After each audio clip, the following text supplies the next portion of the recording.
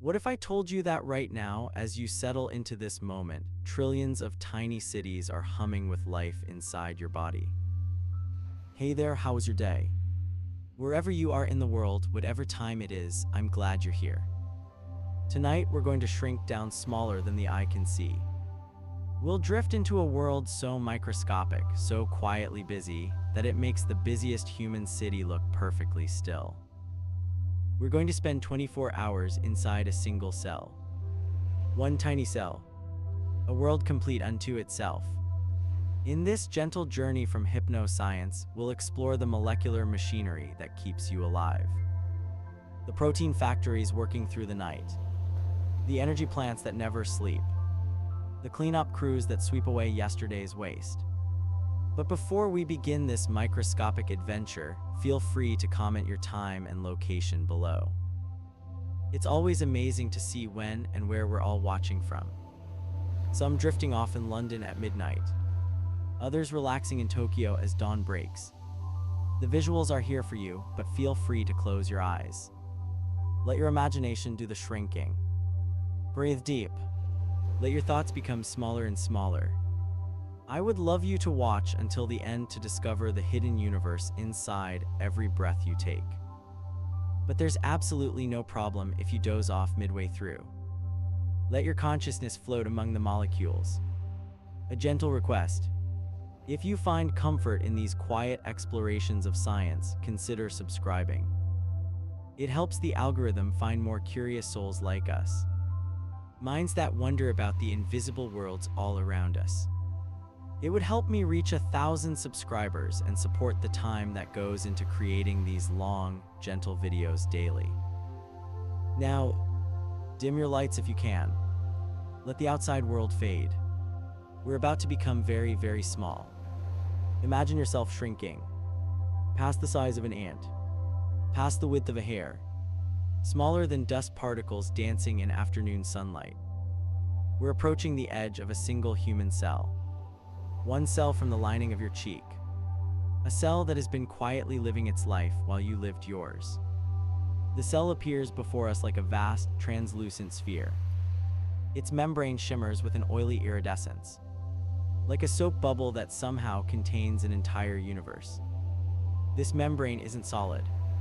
It breathes. It flows. It's made of countless tiny molecules holding hands in long, flowing chains. Phospholipids, they're called. Each one has a head that loves water and two tails that fear it. They arrange themselves in perfect double layers. Heads facing out toward the watery world. Tails tucked safely inside, away from moisture. But this isn't a prison wall. It's more like a selective doorway. Thousands of protein channels dot the membrane's surface. Molecular gates that open and close with quiet precision. Some let sodium drift in. Others escort potassium out. Each movement perfectly choreographed by forces we can barely imagine. Watch closely. A glucose molecule approaches from the bloodstream. It's shaped like a tiny ring. Sweet and simple. A messenger protein recognizes its familiar form and opens a channel. The glucose slips through like a key, finding its lock. Inside, the cell welcomes this sugar with molecular arms. This glucose will become fuel.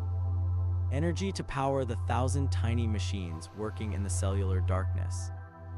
But we're still outside looking in. The membrane stretches above us like a living sky. Translucent. Flexible.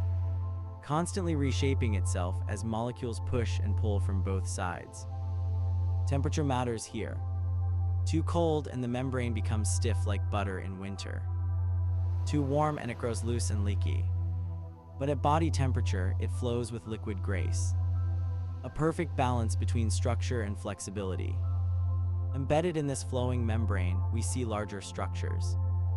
Receptor proteins that reach toward the outside world like cellular antennae.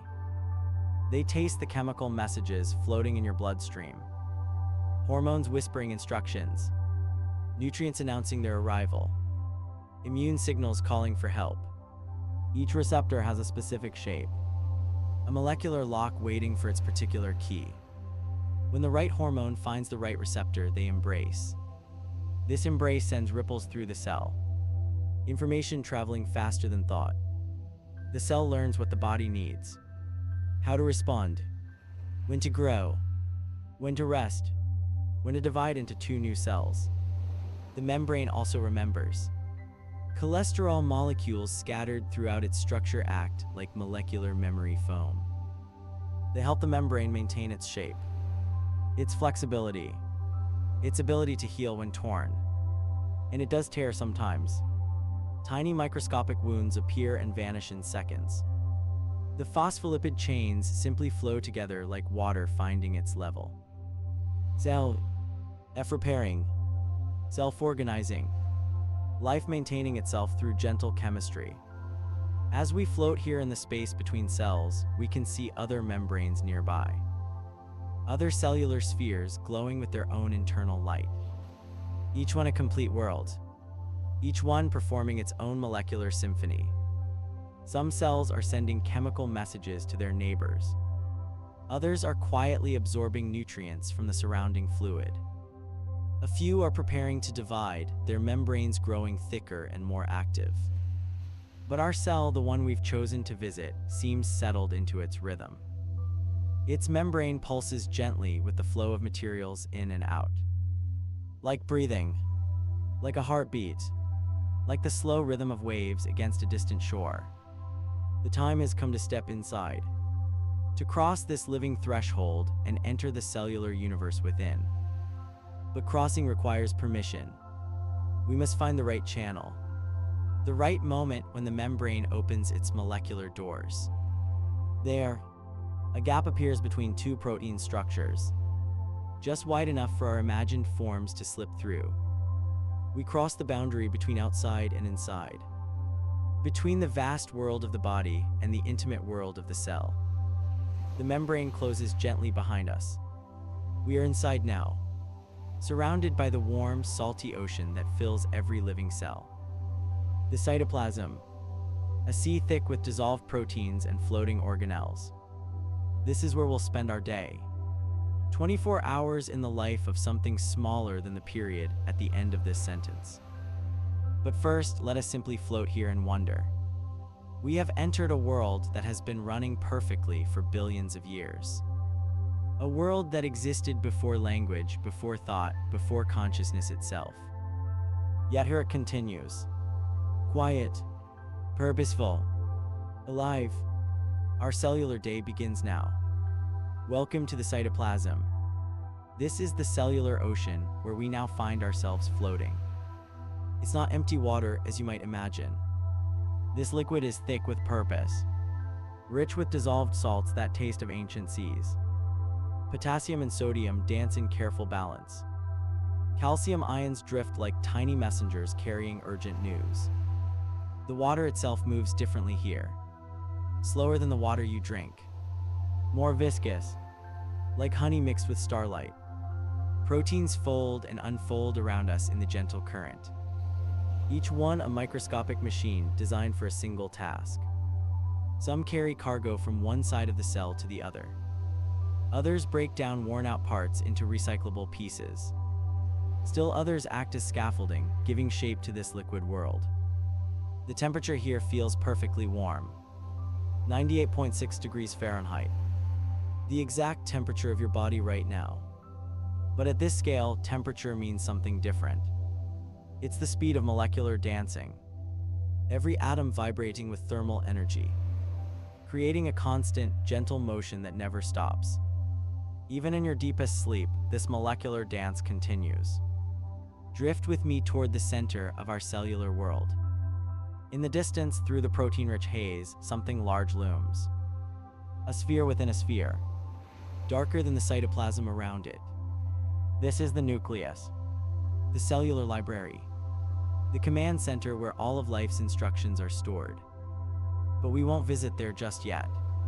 First, let us explore these smaller structures floating past us. Organelles they're called, little organs within the cell, each one a specialized factory with its own purpose. Watch as a mitochondrion drifts by. It's shaped like a tiny bean, its surface folded into countless wrinkles. These folds increase its surface area, More space for the chemical reactions that create energy. This mitochondrion glows with a soft internal light. Not light you could see with your eyes, but the warm glow of glucose being transformed into pure cellular energy. ATP molecules, the universal currency of life. Each ATP molecule like a tiny battery, storing energy in its chemical bonds, ready to power whatever work the cell needs done. The mitochondrion pulses gently as it works. Oxygen flows in through special channels. Glucose enters through others. Carbon dioxide and water drift out as waste. But even this waste serves a purpose. The carbon dioxide will travel through your bloodstream to your lungs. There you'll breathe it out into the world. Part of this cellular conversation with the atmosphere around you. Another organelle floats into view. This one looks different. Flatter, made of stacked membranes like sheets of paper.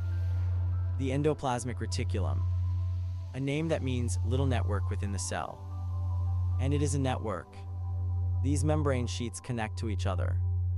They connect to the nucleus. They even connect to the cell's outer membrane, like a highway system for molecular traffic. Some sections of this reticulum are smooth. Others are studded with small dark dots. Ribosomes, the protein factories of the cell. Each ribosome reads the genetic instructions copied from DNA.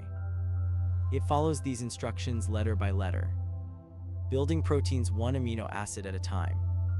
Like stringing beads on an invisible thread, each protein will have its own shape, its own function.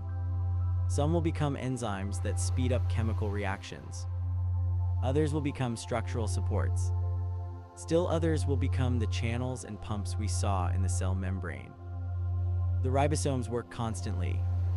Even now, as you rest, they continue their quiet labor, building the molecules your body needs to repair itself overnight. To grow, to heal, to dream. A small vesicle bumps gently against us as we float. It's like a tiny bubble filled with cargo.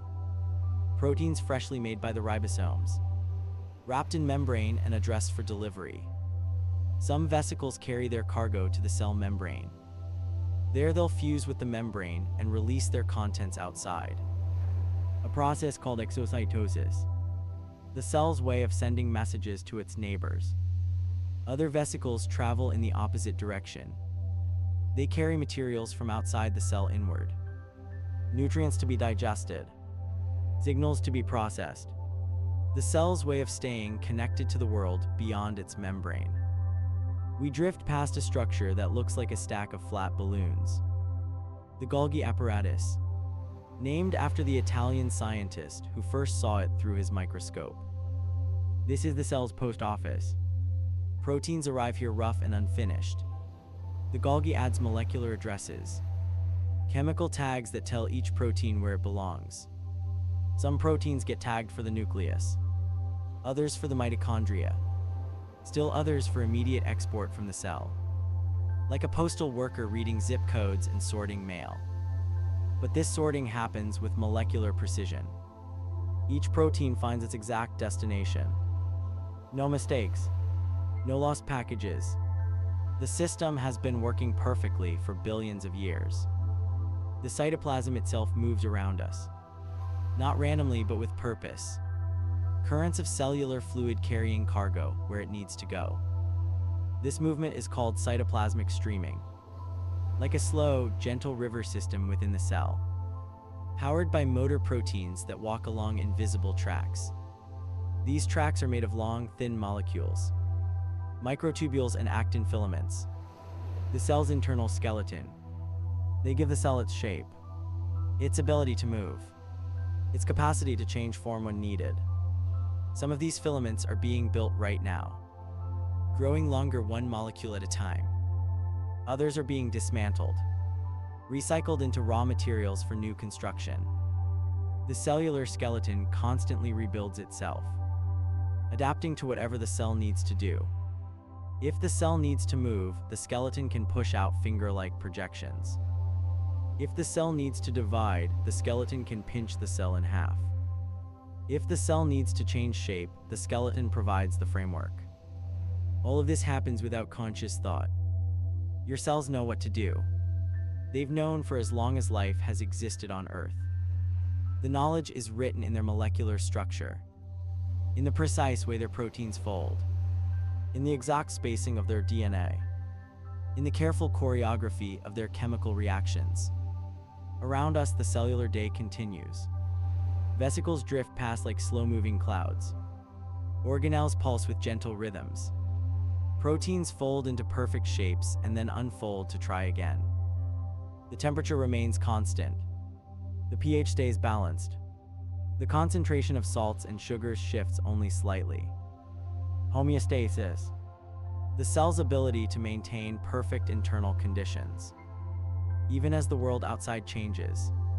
Even as you move from warm rooms to cold air. From bright light to darkness. From wakefulness to sleep. Your cells maintain their steady state.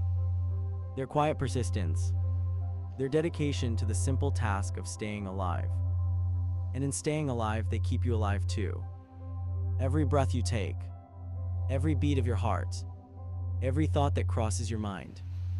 All of it depends on the molecular machinery working here in the cytoplasm.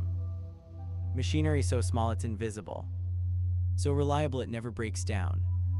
So efficient it wastes almost nothing.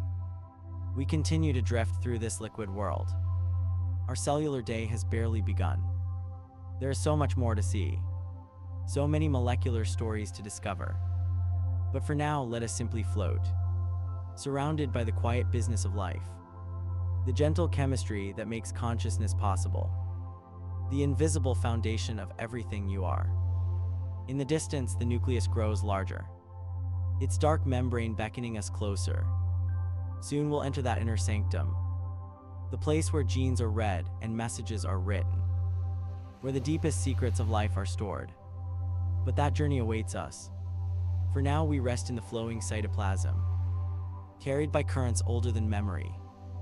Part of the ancient conversation between chemistry and consciousness. Between molecules and minds.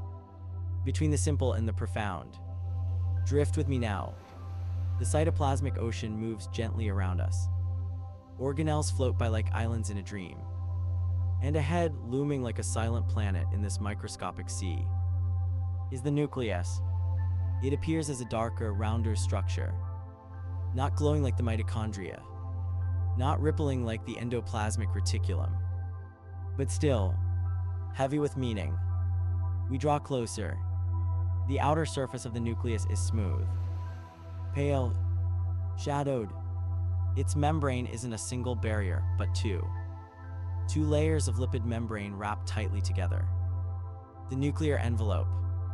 This double membrane protects what lies inside. The genetic archive. The instructions for building life. But it must also remain open selectively to the bustling world outside. If the cytoplasm is a crowded harbor, then the nuclear envelope is the dock gate.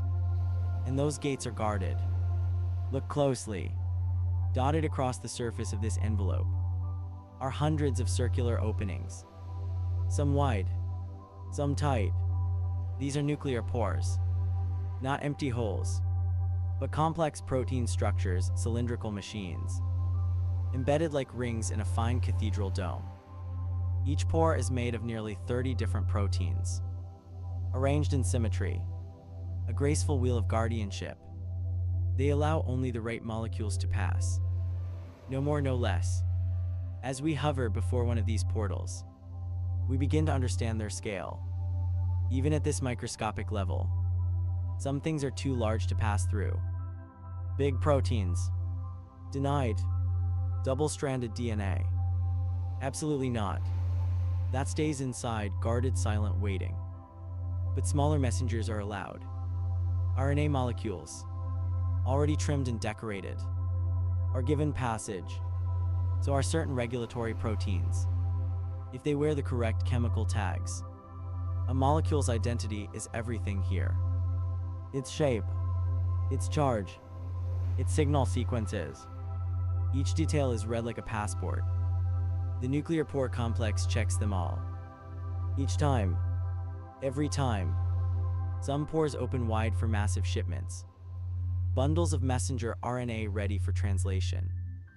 Others allow only whispers to pass. A single protein.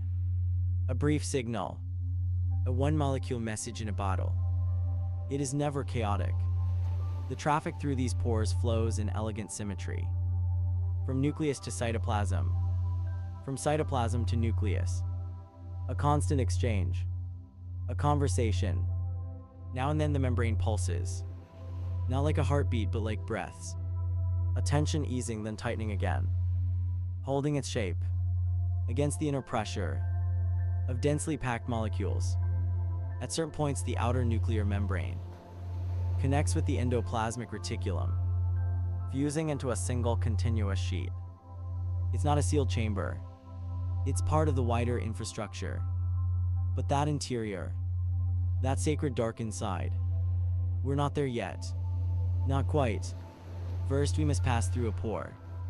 A tunnel of protein 10 times wider than the DNA helix. Wide enough to admit a ribosomal subunit, but not so wide that chaos can slip in. There, a shift in the gate. A change in conformation. The pore opens like a flower. A protein escort beckons us in. And we drift forward. The light changes instantly. Dimmer. Cooler. The cytoplasmic glow replaced by quiet shadows. Like slipping from bright day into a sacred hall. Behind us, the nuclear pore gently tightens again, sealing us inside. No sound. No fuss. Only silence and the beginning of something vast. This is the nucleoplasm. A thick, warm mist. Not fluid like cytoplasm. Not as crowded, but far from empty. It is a landscape of structure and softness, of tangled code and quiet rhythm. Around us, the space is filled with a delicate web. The nuclear matrix. Thin strands of protein crisscrossing through the space. Invisible scaffolding. It keeps the contents of the nucleus organized, anchored, suspended. We drift between these strands like sea creatures in kelp. Here, we'll begin to see the code of life itself. But not all at once. Before the great unfurling of DNA.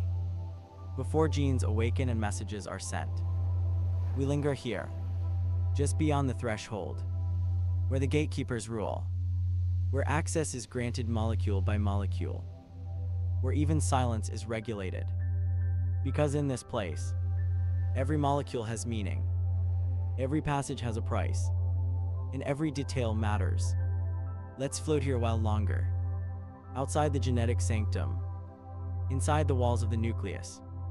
Let the air grow still, let the shadows deepen, and let the quiet weight of inheritance begin to settle around us.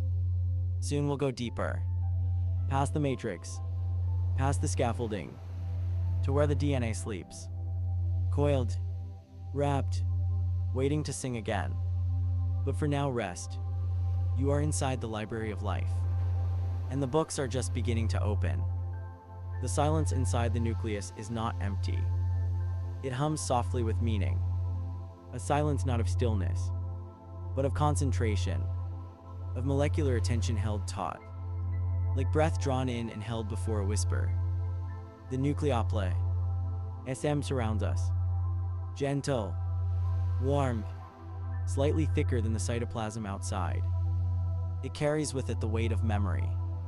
Not human memory, not thought, but the older kind. The memory of how to be alive. Look around. Threads drift through the air like strands of smoke. Not quite visible. Not quite hidden. These are chromatin fibers.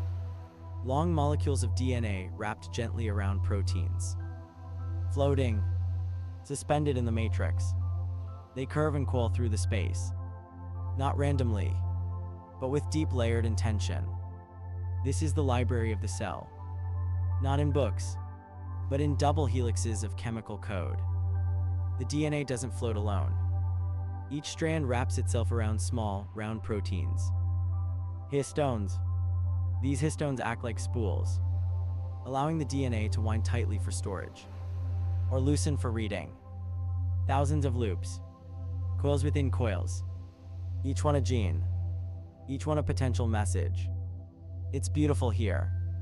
Not bright, not dark, just softly shaded like a quiet forest at dusk. The chromatin drapes from unseen anchor points, dividing the space into zones, areas of rest, areas of activity, and there floating gently at the center. A darker body drifts within the nucleus. The nucleolus. It is not enclosed by a membrane, not separated like the other organelles. It simply gathers itself into shape, dense, round, and full of purpose. From here, the machinery of protein making begins. This is the ribosome factory. The nucleolus assembles the pieces, reading instructions written deep in the DNA, and stitching together the molecular subunits that will soon become ribosomes. These subunits will leave the nucleus and travel to the endoplasmic reticulum, or float freely in the cytoplasm, where they'll begin translating messages into protein. But here, they are born, folded into shape with quiet reverence. It's astonishing, really. No walls, no control panels, just chemistry, precise, self-sustaining, and impossibly ancient. Imagine drifting closer. Within the nucleolus, threads of rRNA, ribosomal RNA, are being transcribed and folded. Proteins drift in from the cytoplasm to join the assembly line. Together, they form ribosomal subunits, complex little machines, with the patience of artisans. Some of the subunits are nearly ready. They shimmer faintly with potential. Once complete, they'll be exported through nuclear pores, back out into the cell's busier world. But not yet. They're still being polished here. Each fold checked, each alignment verified. It's a dance of molecules, but one that never hurries. The nucleolus expands and contracts slightly. It seems to breathe, not with air, but with biochemical rhythm. You can feel it if you listen closely. A low hum, not of sound, but of process. Even now, scientists study this dark island in awe. In 2024, researchers discovered that the nucleolus responds to cellular stress long before other parts of the cell do. It adapts, slows production, signals for help. It's more than a factory. It's a sensor, a silent sentinel inside the nucleus. Around the nucleolus, chromatin coils slowly shift. Some regions open wide, others stay tightly packed. Not all genes are meant to be read at once. The cell chooses, based on time of day, on signals from outside, on need. Some DNA stays silent for a lifetime. Other parts pulse with daily rhythms, unfolding and refolding in sync with the sun. You might be wondering, how does the cell know which genes to activate? Which pages of its instruction manual to turn? The answer lies in this landscape, in the placement of the chromatin, in the tags and folds and nearby molecules. But we're not quite ready for that yet. First, we take in the shape of this place. Let your thoughts drift among the chromatin loops, like vines in a garden at dusk. Some thick with potential, others dormant, all of it alive with information. This is not the mind, but it holds the blueprint of the mind. The bones, the blood, the dream of the body before the body exists. Let the silence of the nucleus wrap around you now. Let its weight and its purpose settle in your chest. Soon, we'll witness the moment it begins to wake. The chromatin will loosen. The genetic code will be read. RNA will be formed, letter by careful letter. But for now, float with me. The nucleus is still half asleep, waiting, resting, holding its instructions close. This moment, this quiet before expression, is sacred. We'll step deeper in the next breath. When the genes begin to sing, something is shifting now. Not suddenly, not loudly, but like light slowly entering a darkened room. The nucleus is beginning to stir. The morning of the cell has arrived. Around us, the chromatin begins to breathe. Tightly coiled loops loosen. Not all at once, but in chosen sections. Precise regions of DNA gently unwind, like scrolls opening to reveal their message. This isn't chaos. It's choreography. Proteins known as histones, those round, steady anchors, begin to release their grip. They've held the DNA in tight spirals all through the cellular night. Now at the right signal, they relax their hold, like fingers gently letting go of a ribbon. The DNA unwinds. It doesn't unravel completely. Only the parts needed now. Only the pages of the manual that must be read for today's tasks. The rest remains folded, sleeping. Each stretch of DNA holds many genes. Some will be active today, others tomorrow. Still others may wait weeks, months, or years. But now the cell has decided. These genes must speak. As the double helix unwinds, we can see the familiar shape. Those paired bases, those twisted ladders of A, T, C, and G. Adenine with thymine, cytosine with guanine. Each pairing perfect. Each bond just strong enough to hold. Just weak enough to be opened when the time comes. And now the time has come. Hovering nearby, a large enzyme approaches. DNA polymerase. It's one of the most trusted builders in the cell, and one of the most precise. Its job, to copy DNA, to ensure that when this cell divides, each daughter will inherit a perfect version of the genome. But DNA polymerase doesn't act alone. First comes helicase, another enzyme. It moves ahead like a tiny motor. Its job is simple but enormous. To unzip the double helix, it pulls the two strands apart, breaking the hydrogen bonds that hold them together. Not with violence, but with steady force, like opening a zipper made of light. Behind helicase, DNA polymerase gets to work. It rides along the open strand, reading each letter A, T, C, G, and building a complementary strand alongside it. If the original strand reads A, the polymerase adds a T. If it reads C, it adds a G, one nucleotide at a time.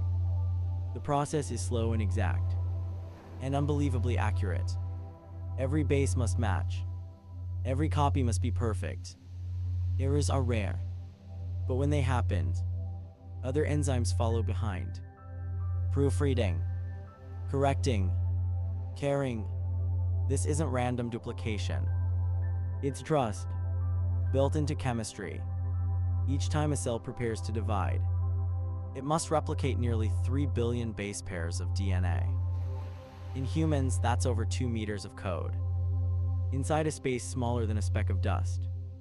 Yet it happens, every day, quietly, flawlessly. Let us drift closer. We see the replication fork, the Y-shaped junction where the DNA splits. One strand is copied in a smooth flow, the leading strand. The other copied in short fragments, the lagging strand. These fragments are called Okazaki fragments, named after the scientists who first described them. Later, another enzyme ligase will come along and stitch these fragments into a seamless strand.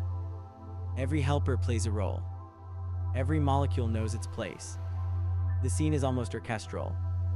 Helicase unzipping, polymerase building, ligase sealing, proofreaders checking. A symphony of enzymes, performing in silence. The DNA unwinds like a scroll and is transcribed like scripture.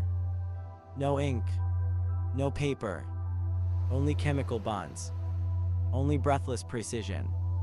All around us, other sections of chromatin are beginning to loosen as well, each stretch responding to its own signals.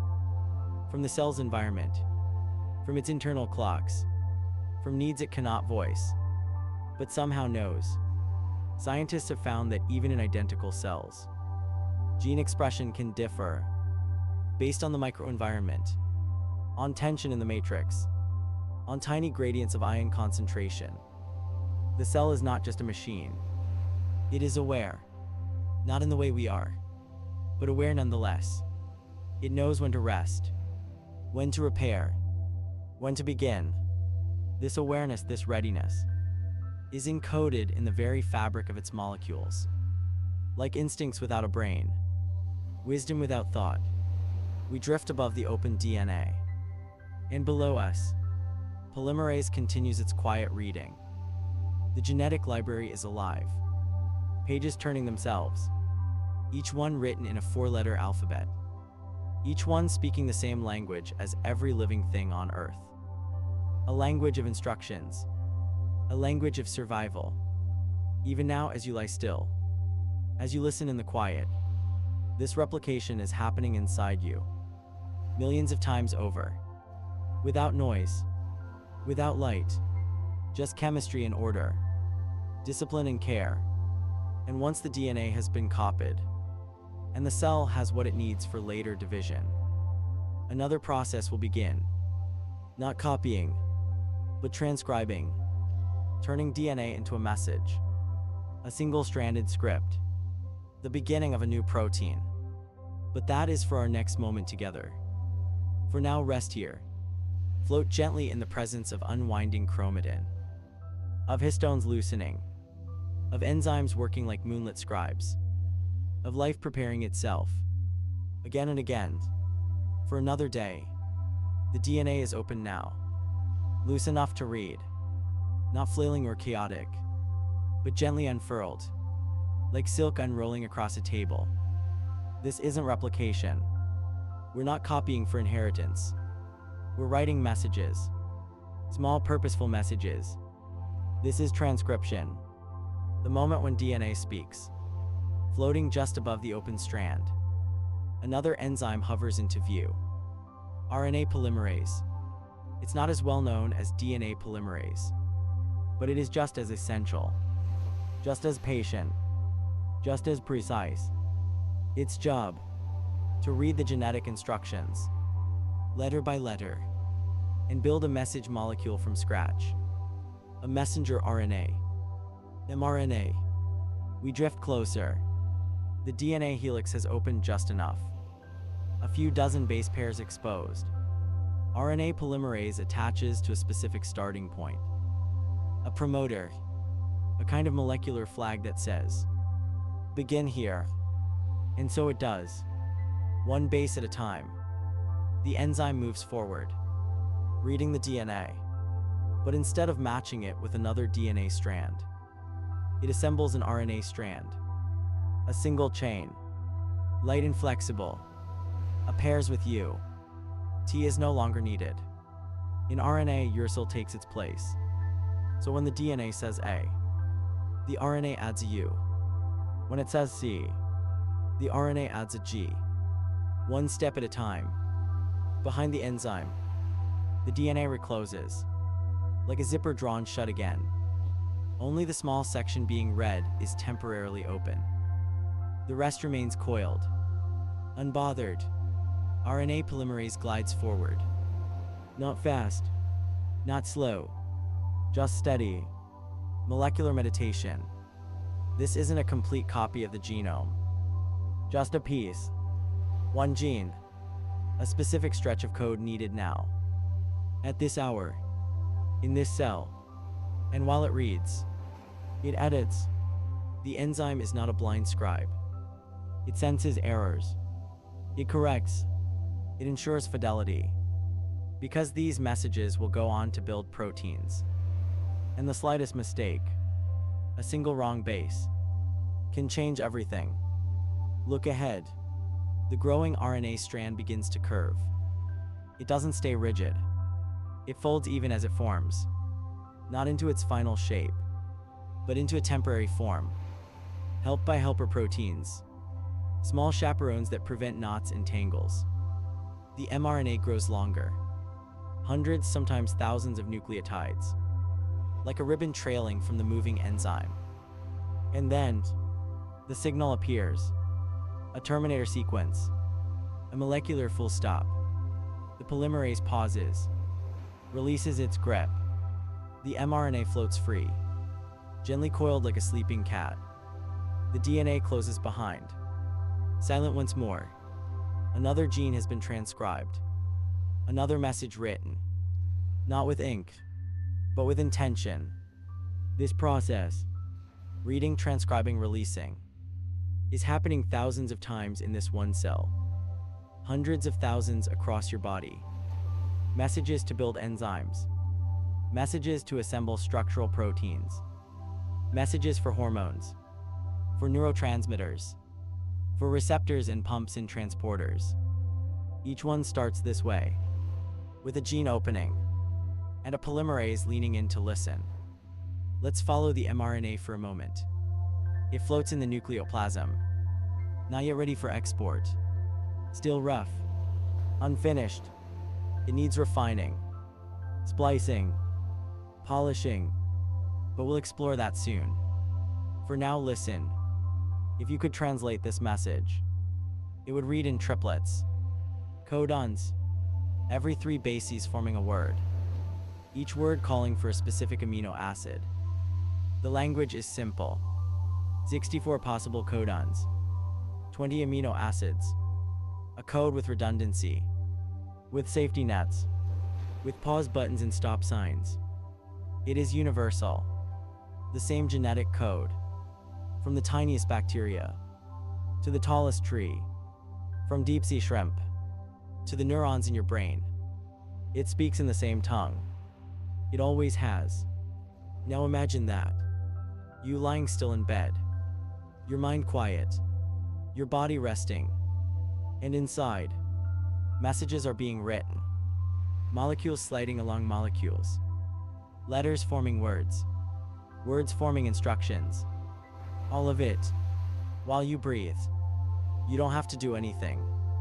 No decisions to make. No commands to give. Your cells know. They always have. Some scientists believe that errors in transcription, just a handful, can shape aging. That the way RNA polymerase performs may define how we grow old. But for now, all is working. Steady. Precise. The messages are clear, and the next step is near. We'll watch, in the next segment, as this RNA message is cleaned, spliced, prepared for export. For now, let it float. Let the mRNA rest, like a note in a bottle, waiting to be sent across the sea of the cytoplasm. And let yourself rest too, here in the soft dark of the nucleus, among genes and enzymes and coded light. This is transcription, the beginning of becoming, where DNA finds its voice, and life begins to speak. The mRNA floats, newly born, gently folded, not yet ready to leave, like a letter written in haste. It needs to be proofread, edited, shaped into something that can be understood outside this sacred space. Around it, a team of molecular caretakers gather. Proteins and small RNAs that guide the transcript through its final steps. Within the nucleus, this is RNA processing. And like everything here, it happens with care. Let's begin at the beginning. The front end of the RNA, its very first base, is given a cap. Not a cap you can wear, but a chemical structure called 7-methylguanosine. It's added backward, in reverse orientation, like placing a seal on an envelope, but gluing it upside down on purpose. This cap protects the RNA from enzymes that might degrade it, from damage in the cytoplasm. It also acts as a tag, a message to the cell that says, "This is legitimate. This is real. Let me through." Next, we move to the other end. The tail. Here a string of repeating bases is added. Dozens, sometimes hundreds of adenines. A tail of A's. This is called the poly-A tail. It doesn't encode protein, but it gives the RNA stability. It tells the cell how long this message should last. Longer tails mean longer lives. Shorter tails, quicker decay. The message is now protected, front and back, But the middle still needs work. Because unlike the final product, the original RNA contains too much. Too many segments. Some meaningful, some not. These unnecessary regions are called introns. Intervening sequences. They interrupt the message. What remains, the parts we want, are called exons. Express sequences. The cell must splice them together.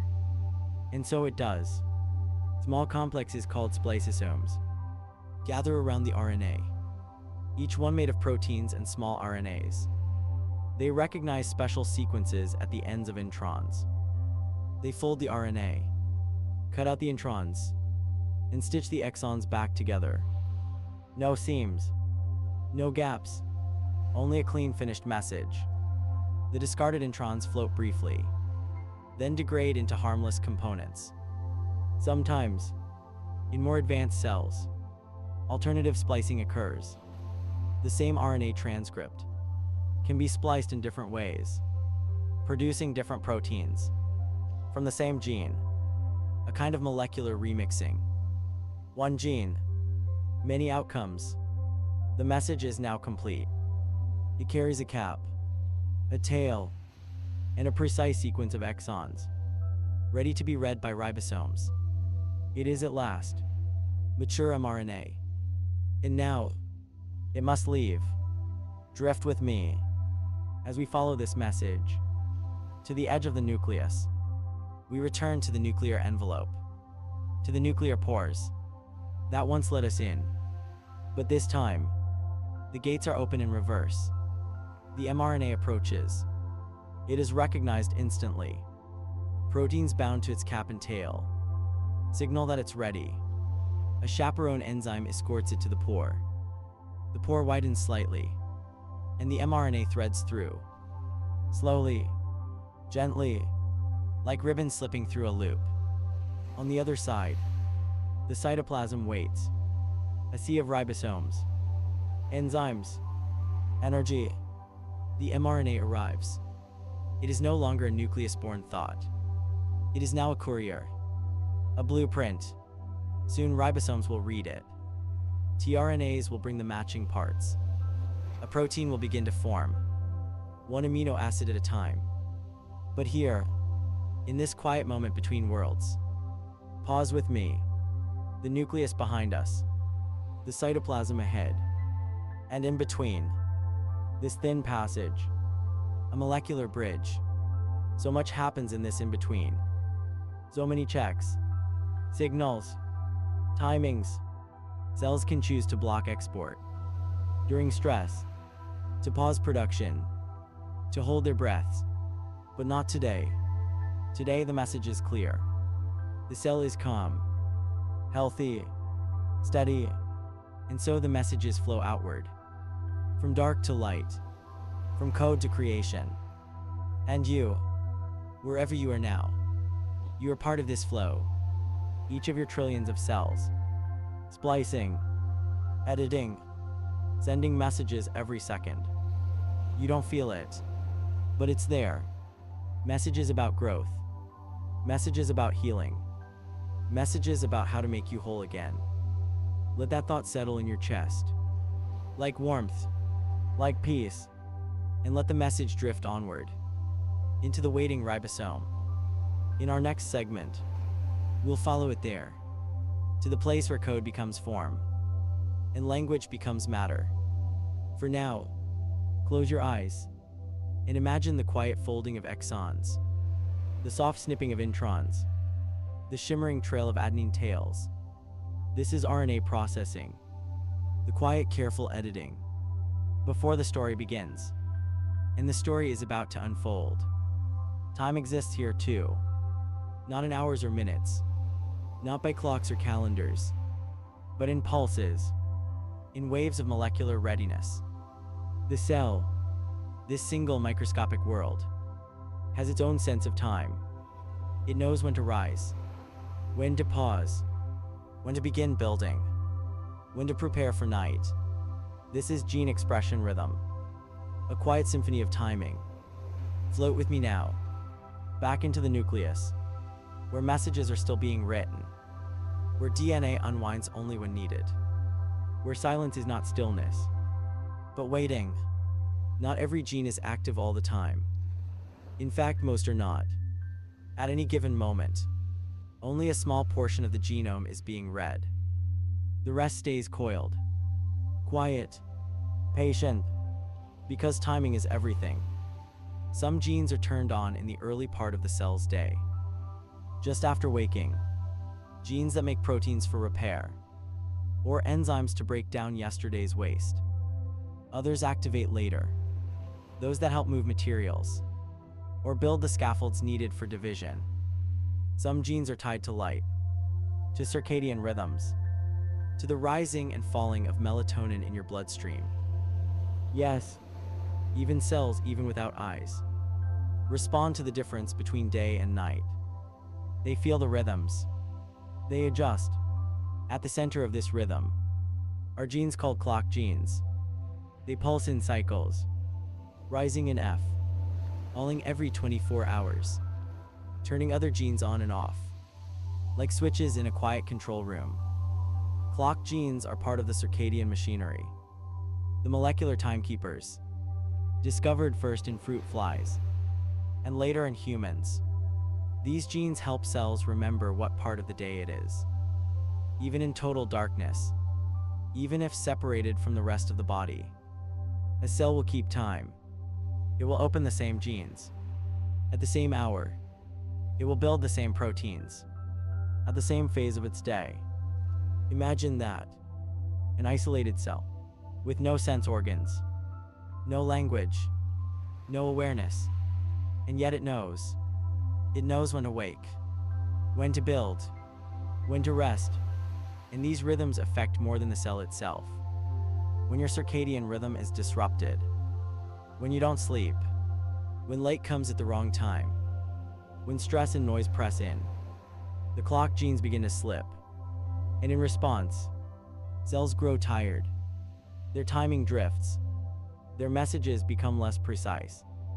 Proteins arrive too early, too late, or not at all. This is why sleep matters. Not just for the mind, but for the molecules. Gene expression is not just about what is activated, but when. Now look around the nucleus again. Some chromatin coils are tightly shut. Others have just begun to loosen. Their timing has come. RNA polymerase arrives on cue. The gene is transcribed. A message begins to form. Elsewhere, a gene is being closed. The histones retighten. The scroll is rolled back up. It's a rhythm, a sequence, a breathing of the genome. Scientists now believe that thousands of genes in your body follow circadian expression patterns, not just in the brain, but in the liver, the skin, the gut. Each tissue, each cell type has its own internal clock, set by sunlight, reset by sleep, maintained by molecules. And all of them, every single cell, remembers when. Let that thought settle in you. You are not a collection of cells, firing at random. You are a symphony of rhythms, of rises and rests, of molecules waking and sleeping, in time with the world. Even as you drift now, as your body softens into quiet, your cells are beginning their night shift. Genes for repair are awakening. DNA repair enzymes begin scanning for damage. Antioxidant proteins rise to clean away the day. Proteins that soothe inflammation are being built. This is the body's way of tucking itself in, of healing while you sleep. Let yourself mirror this. Inhale slowly. Exhale even slower. Feel the rhythm not just in your breath, but in the quiet work being done beneath the surface. The cell knows what time it is, even if you don't. And soon, a new set of genes will activate. Those that guide the mRNA out into the cytoplasm. Those that prepare the ribosomes. Those that begin building. But that comes next. For now, we rest here, in the nuclear dusk, where the chromatin folds and unfolds, like pages of a book, being read by moonlight. where time has no numbers, only cycles, only pulses, only the soft rhythm of becoming. The message has left the nucleus. It drifts now, light as air, steady as breath, into the wide, glowing space of the cytoplasm. One molecule among thousands, but not lost, not confused. It knows where it's going. This is the mRNA, messenger RNA, the ribbon of letters, freshly capped, tailed, spliced, carrying a single gene's instructions out into the larger world. Its journey has only just begun. We float beside it, watching as it enters the soft current of cytoplasmic streaming.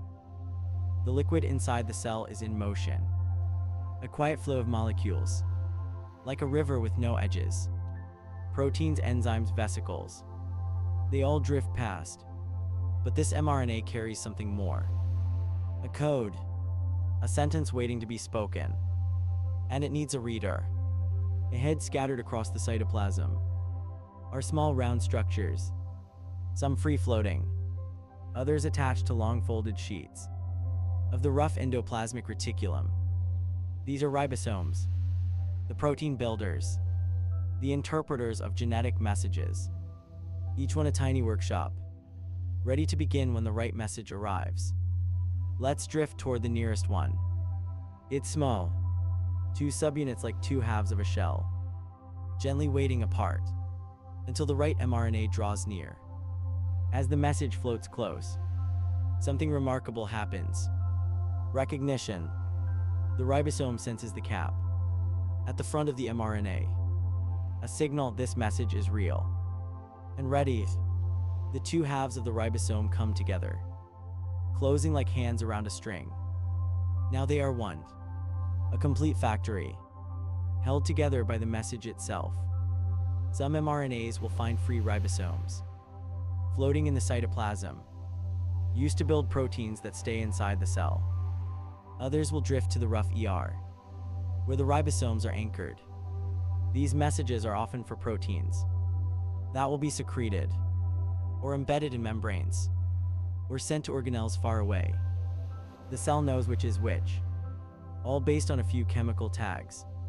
At the start of the mRNA, a kind of molecular address label. Subtle, elegant, and now, here in this ribosome we've chosen, the translation will begin. But not just yet. Let's pause here. Inside this moment of readiness, the mRNA is settled. The ribosome is assembled. Everything is aligned. Soon tRNA molecules will arrive, carrying the raw materials, amino acids, one by one. Soon a chain will grow. A new protein will form. But first, there is silence. The silence before creation. It's a moment you rarely feel, but it happens millions of times per minute. Within your body, the moment when information becomes action, when thought becomes substance. In 2023, researchers visualized the full structure of the ribosome. In motion, seeing at last how it reads and shifts, with near-perfect efficiency. The more we understand, the more precise it seems. Not messy, not trial and error, but refined. Refined by 4 billion years of quiet practice. Let that settle in your breath. Each of your cells is built on the same process that began in the earliest life on Earth. RNA, ribosomes, proteins, still speaking the same language, still building the same way. Let's follow one more message. It floats not to free ribosome, but toward the ER. The rough endoplasmic reticulum is like a folded bedsheet, covered in tiny beads. Those are ribosomes, already hard at work. This mRNA is pulled close, sliding along the ER surface, until it finds an available ribosome. There it begins again. A different gene, a different protein, but the same process, the same simple magic. In the next segment, we'll step inside the ribosome, We'll watch as it reads the code, as tRNAs bring amino acids, as the first protein begins to grow, one tiny bond at a time. But for now, let's float here, among the messages, among the ribosomes, among the quiet work of translation.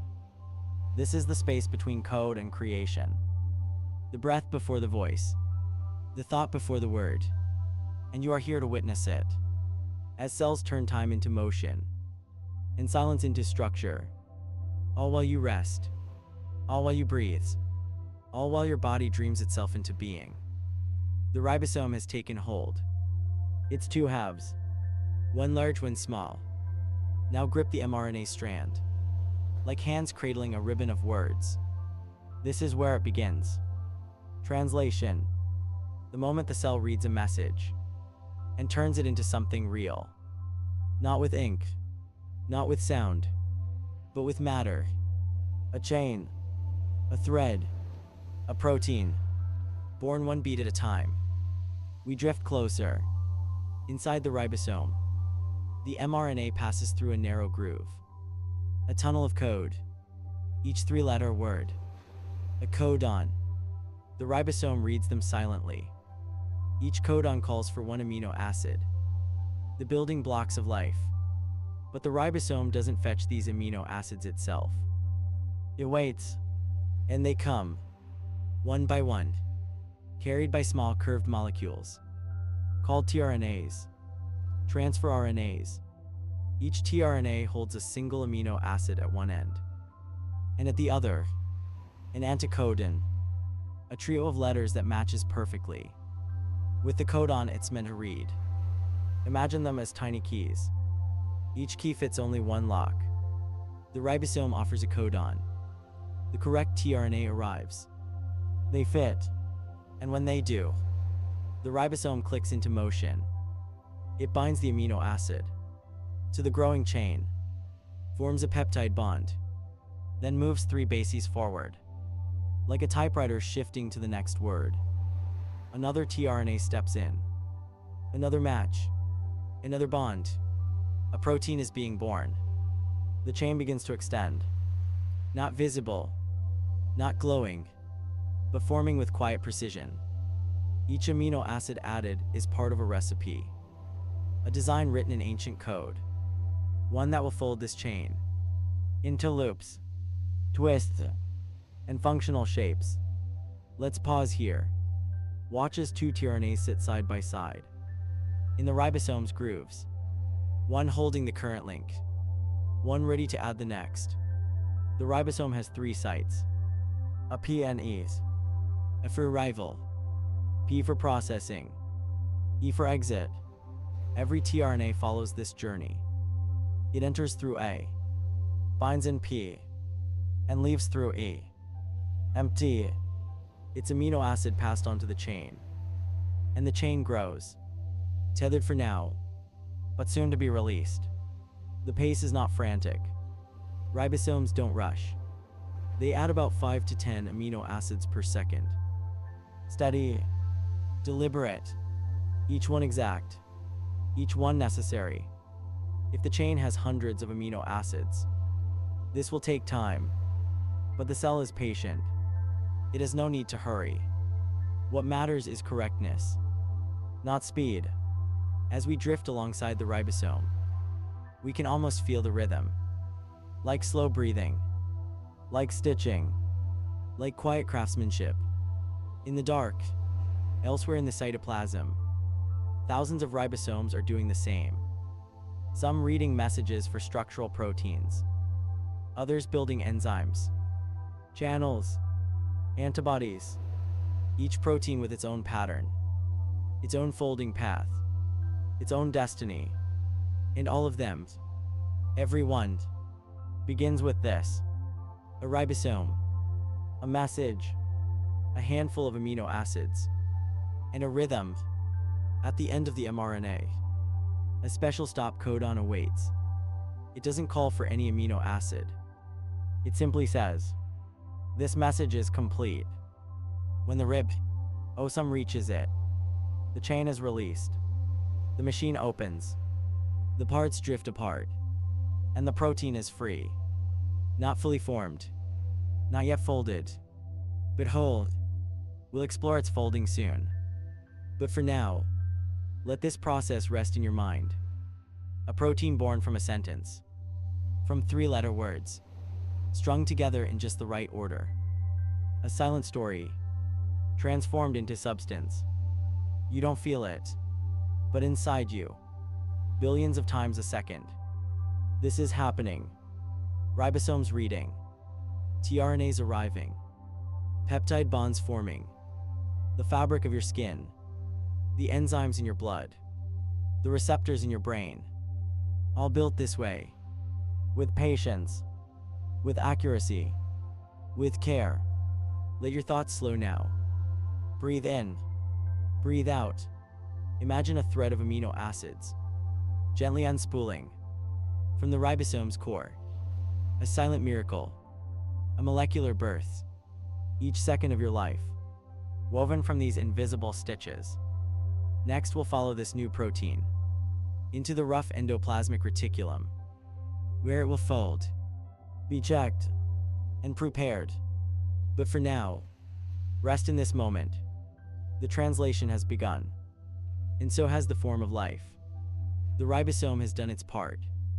The protein, still long and unfolded, emerges like a thread from a spindle.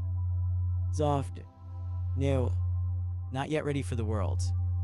But it is not alone. The ribosome is docked now, not floating freely, but anchored to the surface of a vast enfolded structure, the rough endoplasmic reticulum. We saw it earlier. Sheets of membrane, stacked and curled like a soft, wrinkled blanket. Its surface is studded with ribosomes, like tiny beads clinging to cloth. A shimmering texture. That gives this organelle its name. Rough because of the ribosomes. Endoplasmic because it lies deep within the cell's fluid. Reticulum, a network. A labyrinth. The newborn protein, as it emerges from the ribosome, threads directly into the membrane of the ER. It doesn't drop into the cytoplasm. It slides into the lumen, the inner space enclosed by these soft folds. This space is quiet, warm, protected, a perfect place for something delicate to begin becoming real. Here the protein starts to fold. It's guided as it bends, loops, coils, tucks into itself. The shape it forms isn't random. It's written in its sequence, a string of amino acids, with instructions hidden in the pattern. Hydrophobic regions tuck inward. Hydrophilic ones turn outward. Some strands curl into alpha helices, others into beta sheets. And all around it, small chaperone proteins float like midwives. Their job is simple, but sacred. Help the new protein fold correctly. They gently bind, then release, again and again, helping each section find its place. If something folds wrong, too tight, or in the wrong direction, they intervene. They don't give up easily. Proteins are precious. Each one has a purpose, a place, a meaning. Let's follow a single thread. It's folding into a complex shape now. The chaperones step back. They sense its structure is sound, but still before it can leave, the ER has one more step. Quality control. Some proteins pass through perfectly. Others have small flaws. A missing bond, a kink in the fold, a tail that didn't trim just right. The ER notices. Sensors embedded in the membrane check each protein, and if something is wrong, the protein is marked, not with cruelty, but with clarity, marked for refolding, or for recycling, because the cell doesn't waste. Even its errors become ingredients for something else. But the one we're following is ready. It has passed inspection. Its shape is sound. Its function is clear. Now it must travel. Tiny buds form along the ER's membrane. These are transport vesicles, bubbles of membrane, filled with cargo. Our protein is sealed inside, like a letter in an envelope. The vesicle pinches off, floats into the cytoplasm, and begins its journey. But let's return for a moment to the vast folds of the rough ER. Here, ribosomes continue their quiet work. More proteins threading inward. Some simple, some massive, some meant to live in the membrane, others destined to leave the cell entirely. The rough ER is more than a factory. It is a highway, a nursery, a checkpoint. And though it never rests, it never shouts. It works in silence, like breath, like thought, like moonlight and still water. Scientists have found that stress in the ER, too many misfolded proteins, can signal distress to the whole cell. It can trigger repair systems, or even slow down protein production, until balance is restored. The ER protects not just quality, but harmony. It listens, and so should we. In the next segment, we'll follow the vesicle, but first we'll pause to watch another protein fold, another chain twist and settle, to float here, where life's architecture is made, where your enzymes, your receptors, your antibodies, all take shape. It happens now, even as you lie still, even as your breath slows, even as sleep draws near.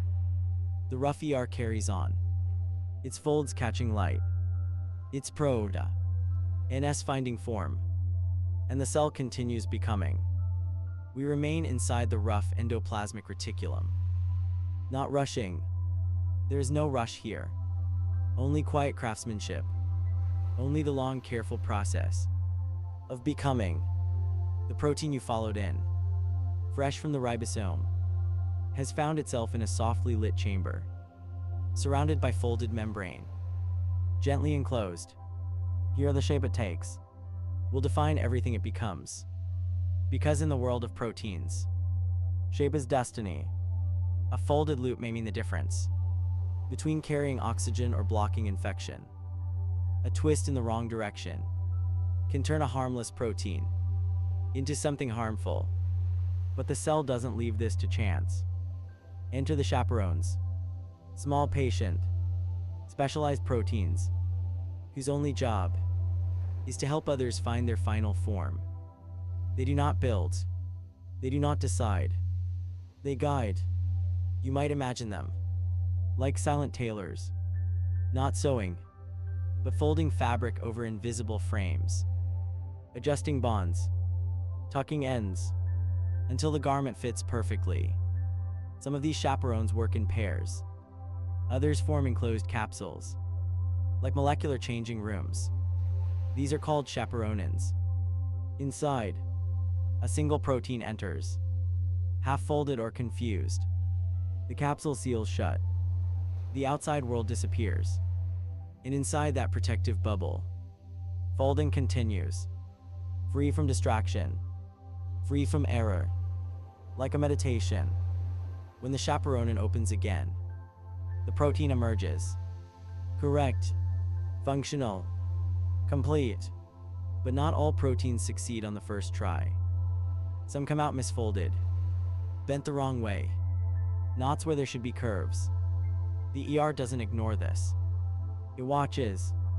Embedded in its membranes are sensors, quality control proteins, that inspect each folded structure. They check for bond strength, for shape, for exposed regions that should be hidden deep inside. If a protein fails inspection, it is marked. A small tag, a chemical signal, is attached. This tag does not punish. It informs. This one is misfolded. Send it back, or recycle it. Sometimes the protein is returned to the chaperones, given another chance. Other times, it is escorted to a chamber of destruction. A proteasome, a tiny shredder, that breaks the protein back down into raw materials. Nothing is wasted. The amino acids are salvaged. They will be used again, because the cell is not just precise. It is frugal, wise, caring. Even errors have purpose. Let's float past another folding protein. It's twisting into an elaborate structure. Part helix, part sheet, part loop tail. It needs to be just right, because this protein will form part of a receptor. It must sit perfectly in a membrane, with one side facing the outside world, and the other anchored deep within the cell. The cell knows this. The chaperones guide it toward that shape. A few false starts, a missed fold, another adjustment, then alignment. The bonds click into place. Hydrogen bonds, ionic bridges, Van der Waals forces, tiny invisible hands holding the shape steady. It's done. The protein is released. It floats freely now within the ER lumen, marked as complete. Not all proteins need this much help. Some fold immediately upon emerging. Others need the chambers. But all are watched. All are cared for. And when too many misfolded proteins accumulate, when the folding rooms are full, and the sensors sound the alarm, the cell responds. It activates the unfolded protein response. A system-wide message. Slow production. Fix the error. Protect the whole. In 2025, new research showed that this stress response in the ER is tied to aging, to memory, even to emotional regulation. Because how your proteins fold affects how your cells behave, and how your cells behave affects who you are. Let that settle into you. You are made of shapes, of loops and bonds and careful curls, each one crafted in silence, in warm glowing chambers. Like this, we pass another. Inside, a large protein is folding in sections. It's so complex that multiple chaperones take turns. One stabilizes the base, another tucks the arm, a third adjusts the tail. There is no rush, because once folded, the shape must hold. It must withstand stress, movement, heat, and time. Let your own body mirror this now. Fold your breath inward, gently. Let your arms rest where they fall. Let your thoughts curl into softer corners. You are not made of thoughts. You are made of shapes, folded with purpose, maintained with care. And next, we'll follow the proteins onward, out of the ER, toward the smooth ER, where lipids are made, calcium is stored, and detox begins. But tonight, in this quiet room of folding, stay a while longer. Watch the proteins take form. Watch the helpers help. Watch the mistakes become beginnings. This is the folding chamber, the heart of self-correction, the soft logic of life. At work, the folds begin to change. Still soft, still enveloping, but smoother now. The ribosomes that once crowded the membrane fade away. The bead S are gone, and in their place, a glassy quiet. We've entered the smooth endoplasmic reticulum. No ribosomes here.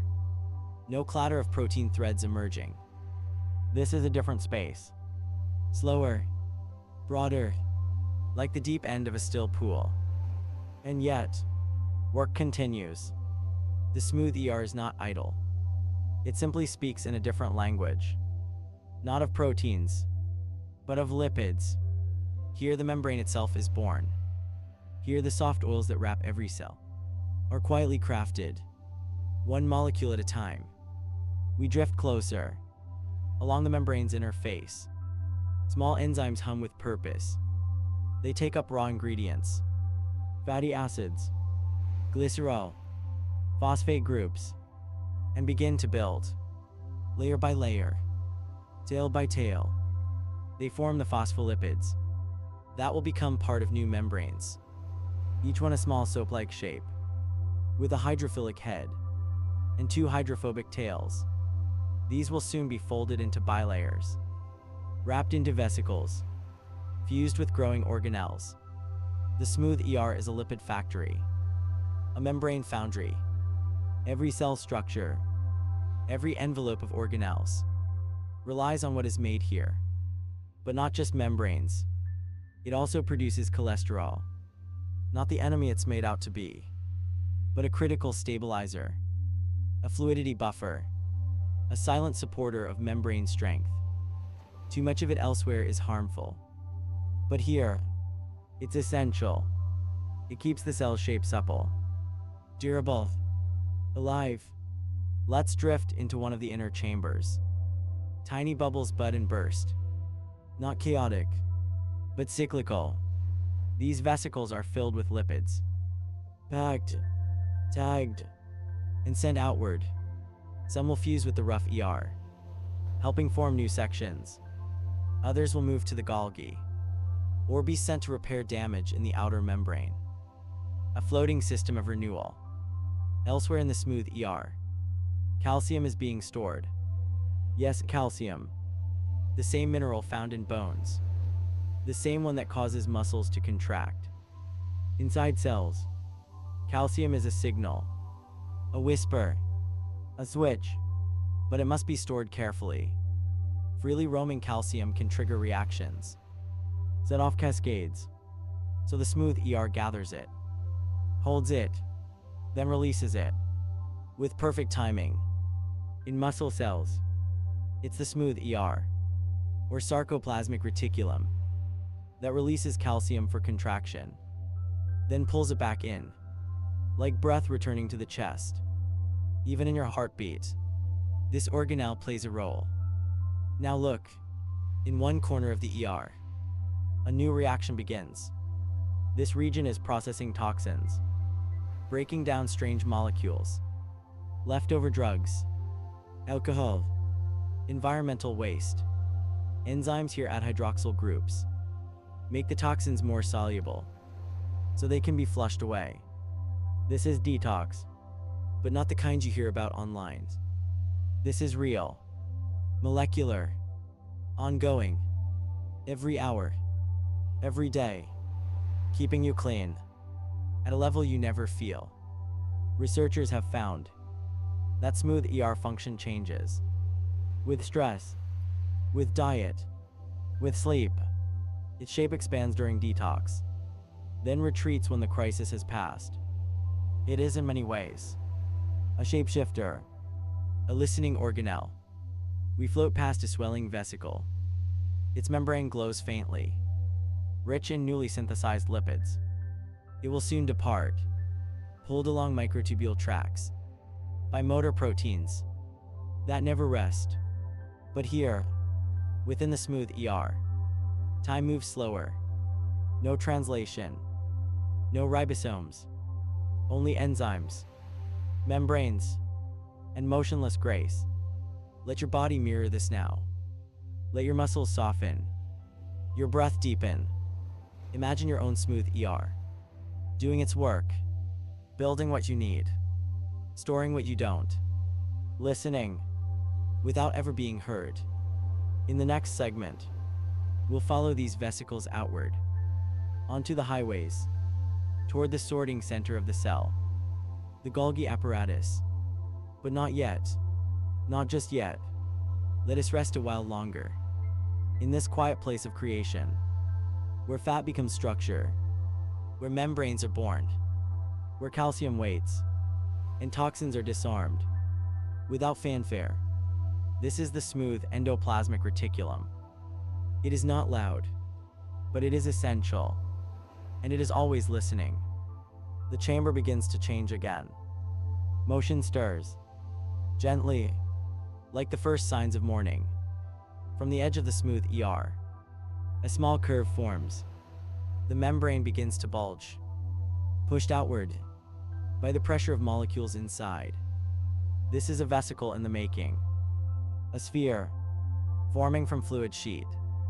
At first it looks like a blister, small, round, delicate, but within it purpose. Inside, lipids newly made, proteins folded and inspected, messages wrapped for delivery. A molecular parcel. Tiny coat proteins begin to gather on the outside of the swelling bubble. They wrap it gently, like fingers closing around a pearl. These coats help shape the vesicle, help select its cargo, help give it direction. Among them, COPII for vesicles leaving the ER, Clathrine elsewhere in the cell, each coat with its own design, its own path. The vesicle pinches off, silently, without rupture, without pain. It floats now, free in the cytoplasm, round, sealed, ready. Let's drift alongside it. There are no engines here, no wheels, but the rare tracks. The vesicle hovers near a long, filamentous structure, a microtubule, one of many stretching like highways. Across the cell, long tubular proteins, growing and shrinking, guiding motion through this molecular city. The vesicle does not simply drift. It is grabbed by a motor protein. Watch it now. It looks like two legs and a long tail, like a walking insect, stepping hand over hand along the filament. This is chysin, one of the cell's transporters. It binds to the vesicle on one end, and to the microtubule on the other. Then it begins to walk, each step powered by a molecule of ATP. Energy released, step taken, over and over. The vesicle bobs slightly, with each motion, not hurried, not delayed. Its path is known. Other motor proteins travel in the opposite direction. Dynein, for example, moving cargo back toward the cell's center. Together they maintain traffic, order, flow, balance. This system, though invisible, is as real as any road. The vesicles don't collide. They don't get lost. Proteins on their surfaces carry tags, molecular zip codes. They tell the vesicle where it must go, what it carries, who will receive it. Some head toward the Golgi apparatus, the next station in this quiet journey. Others deliver materials to the outer membrane. Some merge with lysosomes, bringing enzymes and tools for digestion. All of them sealed, safe, watched. We pass another vesicle. This one carries a membrane protein, destined for the outer edge of the cell. It will become part of the interface between inside and out, part of the listening face of the membrane. We pass another. It contains a hormone, perhaps insulin, perhaps adrenaline, waiting for the right signal to be released into the bloodstream. And yet another, headed inwards, to bring in nutrients or recover stray molecules from the cell's surface. So much movement, and yet no chaos, only choreography. Let's float upward now, along one microtubule, the vesicle ahead of us, the motor protein marching like a sleepy courier. On an endless bridge, scientists watching cells under the microscope have seen these vesicles move in short, deliberate bursts. Pause, step, pause, step. A slow dance across a city, no wider than a drop of water. And here you are, floating beside them, witness to the quiet delivery system that sustains your breath, your thought, your very shape. Let your own body mirror this rhythm. Let your thoughts hitch a ride on a motor protein. Let them step, pause, step again. Breathe in, breathe out. Feel the current beneath you.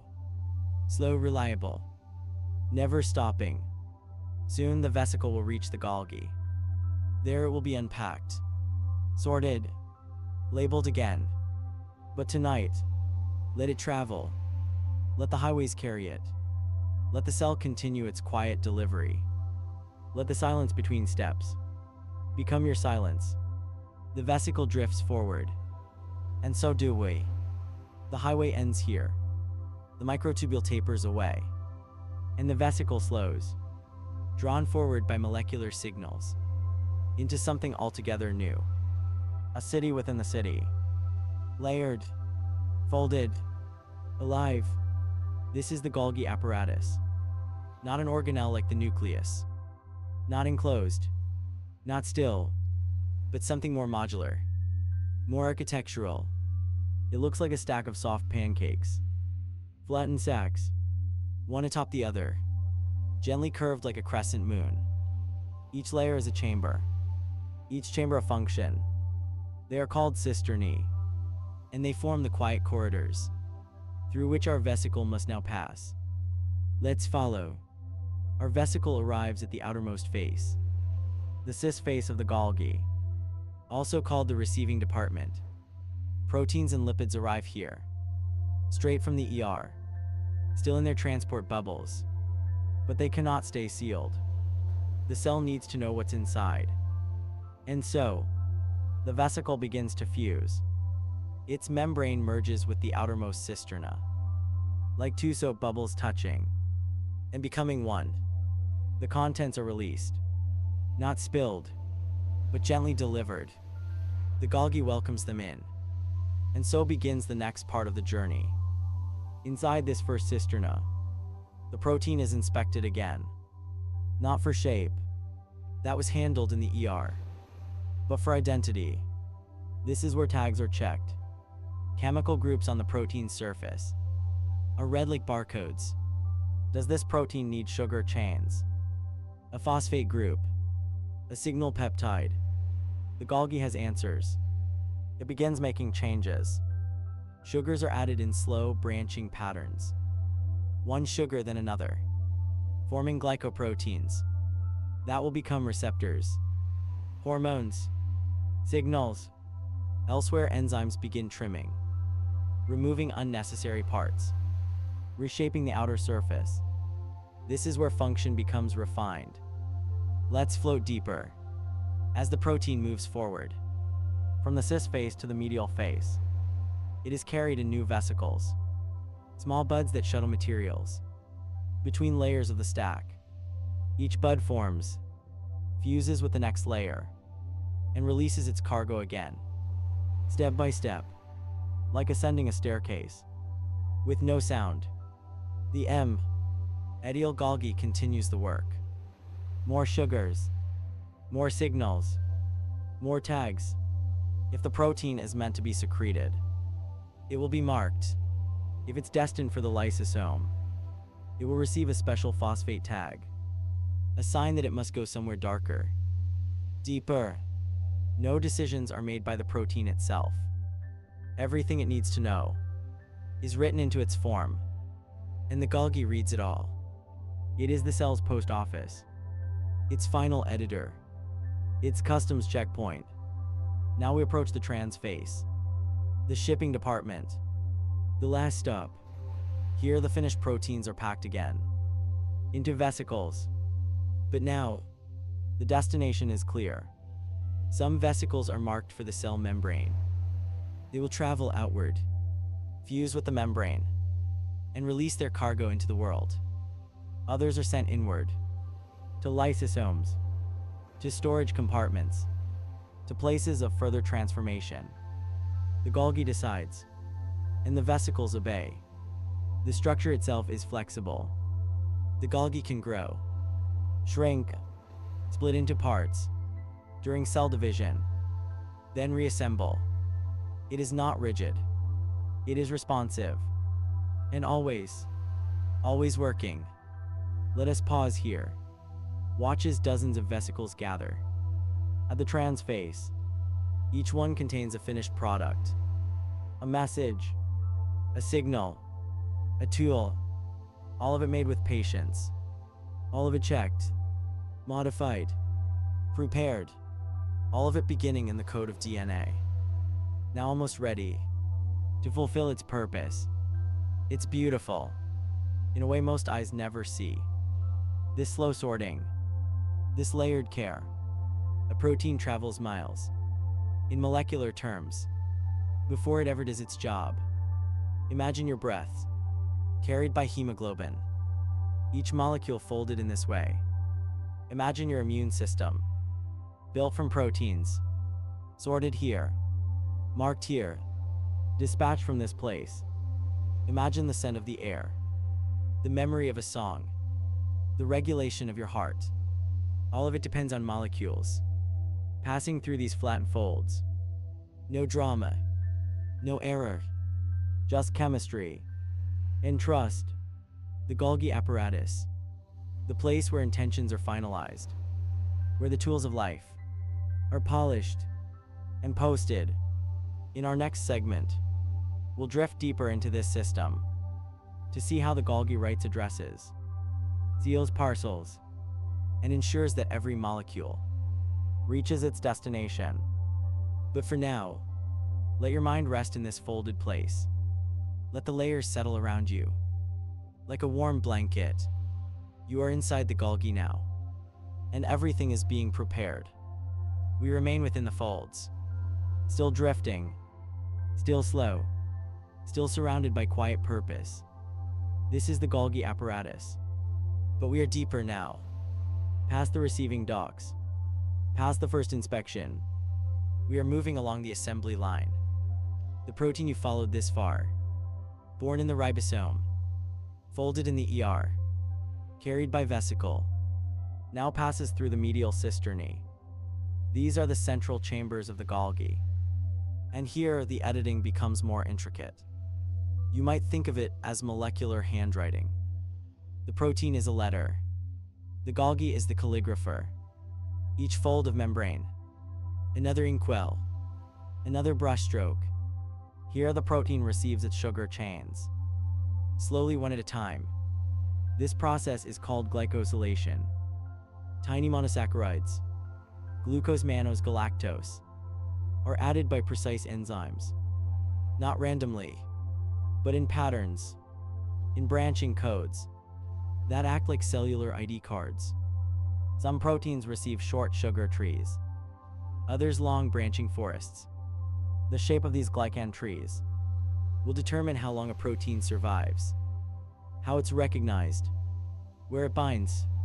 Glycosylation is one of the cell's most elegant signatures.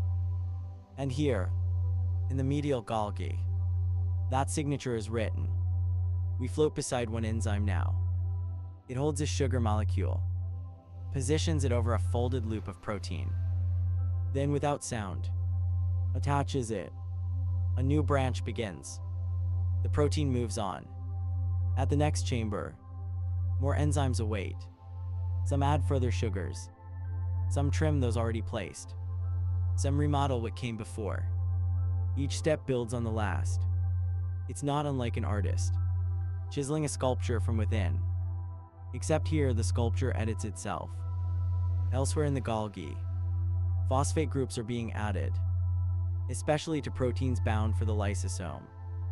This signal, mannose-6-phosphate, acts like a molecular postal code. It tells the cell, this protein is for digestion. Send it to the cleanup crew. Without it, the protein would wander. Or worse, never arrive at all. Let's drift beside one of these lysosomal-bound proteins. The enzyme that modifies it finds a mannose residue, adds a phosphate group. The mark is subtle, invisible to the eye, but to the cell, it is unmistakable. Now the protein knows where to go. So much of this process happens silently. No sparks, no lights, only gentle binding, careful placement, perfect chemical logic. Scientists used to think the Golgi was static, a rigid stack. Now we know it pulses, shifts, adjusts. Its shape changes based on how much it receives, how much it must ship. In cells that secrete large amounts of material, like those in glands, the Golgi swells, becomes more elaborate. It is not fixed. It is responsive. Let's follow another protein now. It moves from the medial toward the trans-Golgi network, the final processing station. Its glycan branches are complete, its shape intact, its phosphate tags placed. But there is one more step. Here in the trans region, proteins are sorted. A decision is made. Where will this one go? outward toward the cell membrane, inward to the lysosome, to the nucleus, to the ER. Small adapters read the tags, recognize the sugars, understand the destination. Vesicles begin to form again. Tiny curves in the membrane, drawing inward, wrapping around each finished cargo. These vesicles will soon bud off, each one heading to a different part of the cell. Each one sealed. Ready? Let's pause. Above us, a newly completed protein sits in its vesicle. Its journey is almost over, or perhaps just beginning. From a strand of DNA, to a folded chain, to this moment of packaging, a complete life, in molecular terms. And this is happening in you. Now, always, your skin proteins, your blood enzymes, the insulin secreted after you eat, all of them edited here, all of them carried from this place. Let yourself feel it. The cell is not just alive. It is attentive, thoughtful, even in its smallest moments. It prepares, refines, delivers. In our next segment, we'll follow the vesicles out, to the shipping zone, to the edge of the cell, to where proteins meet the world. But for now, drift here, among the folds, among the sugar branches, among the quiet editors. This is the Golgi assembly line, and it never rests. The line reaches its end. Our protein folded, tagged, refined, now rests at the outermost edge of the Golgi stack. This is the trans face, the far side, the final chamber. But this isn't the end of the story. It's where new journeys begin. The trans-Golgi network, as it's called, isn't a single compartment. It's a dynamic web, a maze of small vesicles, interlacing membranes, and branching decisions. This is the cell's shipping department. Everything that has passed through the Golgi arrives here to be sorted. Everything that leaves passes through this gate. Let's follow our protein. It waits now, alongside thousands of others, each one marked, each one unique. Some bear phosphate tags that whisper lysosome. Others carry sugar codes, meant for the plasma membrane. Some are destined to be secreted, released out into the world. Hormones, enzymes, neurotransmitters. The Golgi reads these signals like addresses. Helper proteins gather nearby. They recognize the molecular tags, pull the right proteins together, group them, guide them toward the right transport vesicle. It's not unlike an airport. Different gates, different flights, each one bound for a different place in the cell, but all coordinated, all carefully timed. Tiny buds begin to form along the surface of the trans network. These are secretory vesicles. Their cargo selected, their destinations defined. Watch as the membrane curves. A protein coat begins to gather, this time often clathrin. It forms a lattice around the forming bubble. Not hard, but structured, a frame that shapes the vesicle sphere. And then, a pinch, a clean break. The vesicle is free, floating sealed, carrying its message. Some of these vesicles head outward, toward the cell's edge. They will fuse with the plasma membrane and release their contents into the space beyond. Others stay within, traveling deeper into the cytoplasm, toward organelles that need what they carry. We follow one outward. It carries a protein meant for the surface, a receptor, a channel, a signal dock. It drifts along a microtubule, pulled by a motor protein, just as we saw before. But this time, there's a new energy to its motion, a kind of quiet purpose. The protein has been carried from code to completion, and now it will meet the world. Elsewhere, vesicles destined for the lysosome are forming. Their cargo includes enzymes, powerful molecules meant to break down waste. These vesicles are marked with mannose-6-phosphate, a special signal that guarantees they reach the acidic enclosed lysosome. Each vesicle, each root, is the result of cellular choreography. Not random, not chaotic. Even now, scientists are discovering new layers of complexity in the Golgi sorting system.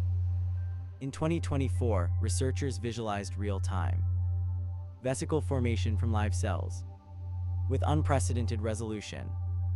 And what they saw matched what life has always known. That precision and silence can live side by side. Let's return to our vesicle. It nears the outer membrane now, and soon it will fuse. Its contents will be released. Perhaps it carries insulin, preparing your body for sleep, or melatonin, ushering in your rest, or a tiny stretch of surface protein to replace a damaged patch in the membrane. Whatever it is, it will arrive on time. That is the Golgi's gift. Everything reaches its place. And now, as the trans face releases its vesicles, the Golgi itself remains behind, ready for the next wave. A new batch of proteins enters from the cis face, and the cycle begins again. Fold, tag, refine, sort. The city never sleeps. And yet, its silence invites you to let yourself mirror this rhythm. Inhale, sort, exhale, release. Let thoughts form like vesicles, gather meaning, then drift away. In the next segment, we follow a special vesicle toward the lysosome, the cell's cleanup crew. But for now, let your breath slow. You are resting within the Golgi, and everything is going exactly where it's meant to go. Something darker begins to form, not in mood, but in density, in function. We drift toward a cluster of vesicles, breaking away from the trans-Golgi network. These are not heading for the membrane. They will not be secreted. They are not meant to speak. They are meant to clean. We are watching the birth of a lysosome, a small sealed chamber, a molecular stomach, an organelle devoted entirely to digestion. But this is not digestion of food, like in your gut. This is cellular digestion, breaking down old organelles, unused proteins, damaged structures, pathogens, everything that no longer belongs. Nothing is wasted. Let's watch it come together. The vesicle buds gently from the Golgi. Its membrane is thick, fortified. Inside, enzymes, dozens of them, hydrolases, lipases, proteases, nucleases, each one designed to break something apart. Proteins, fats, sugars, nucleic acids. They are powerful, but also dangerous. If released into the cytoplasm, they could damage the cell itself, and so they are sealed, contained. Their environment must be acidic to work. The lysosome's interior is more acidic than the rest of the cell, a pH of around 5. Special proton pumps in the membrane pull in hydrogen ions. They lower the pH. They activate the enzymes. This is what scientists call an acid hydrolase environment. Perfectly tuned, perfectly contained. The enzymes were tagged in the Golgi with mannose-6-phosphate. That signal ensured they were packaged here, and not elsewhere. If even one of those tags were missed, an enzyme could end up in the wrong place. The cell would suffer, but the cell is careful. Every step is checked. Let's drift inside. The lysosome is dark, not in color, but in silence. It waits, empty for now, but not idle. Soon it will receive cargo. Maybe a worn-out mitochondrion, marked for removal, or a clump of damaged proteins, too twisted to be repaired, or perhaps a foreign invader, engulfed by the cell in defense. Whatever it is, the lysosome is ready. It will merge with a vesicle, release its enzymes, and begin to digest. The materials will be broken down into basic components: amino acids, fatty acids, simple sugars, then recycled, sent back into the cytoplasm for reuse. Even the waste becomes nourishment. This process is called autophagy. It means self-feeding, but not in violence, in renewal, a kind of molecular housekeeping, a clearing of clutter, a return to balance. In 2023, researchers linked disruptions in lysosome function to neurodegenerative diseases. Because when waste accumulates, cells begin to falter. The lysosome is not optional. It is essential. Without it, life becomes cloudy, sticky, slowed. But here, in this healthy cell, everything is working. The enzymes sit in suspension. The acid levels are perfect. The membrane is sealed. And the next delivery is already on its way. Another vesicle approaches. A small sphere, carrying misfolded proteins. The two vesicles fuse. Their membranes merge. The contents mix. The enzymes begin their work. Not loudly, not quickly, but completely. Every molecule broken down. Every part sorted. This is not decay. This is renewal. Let yourself drift here a moment longer. Imagine your own cells carrying out this work. As you rest, old structures broken down, raw materials recovered, space made for the new. Even as you sleep, your body is making room, clearing clutter, resetting. Let that comfort you. You don't need to do anything. You don't need to try. Your cells remember how. In the next segment, we'll watch as proteins leave the cell, exported to blood, to tissue, to communication with other cells. But here, in the lysosome, we remain inside. The cell folds inward, cleans itself, and becomes ready again. Some proteins were always meant to leave. They are not for storage, not for structure, not for cleaning up the past. They are for communication, for travel, for touch, for the whisper of one cell to another. These are the secreted proteins. And now, their time has come. We return to the vesicles that budded from the trans face of the Golgi. Each one holds a completed message: a hormone, an enzyme, a signaling molecule, all prepared, all refined, all waiting. They drift through the cytoplasm, just as others have before them. Gliding, along microtubules, pulled by quiet Kinesin feet, toward the outer boundary of the cell, the plasma membrane.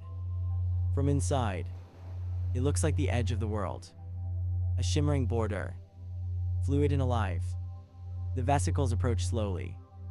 They do not collide. They do not leak. When they reach the membrane, they pause, just for a moment. Their outer coating dissolves. Their identity is verified.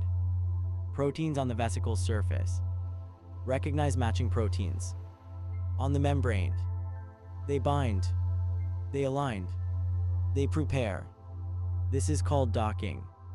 Once aligned, the membranes merge.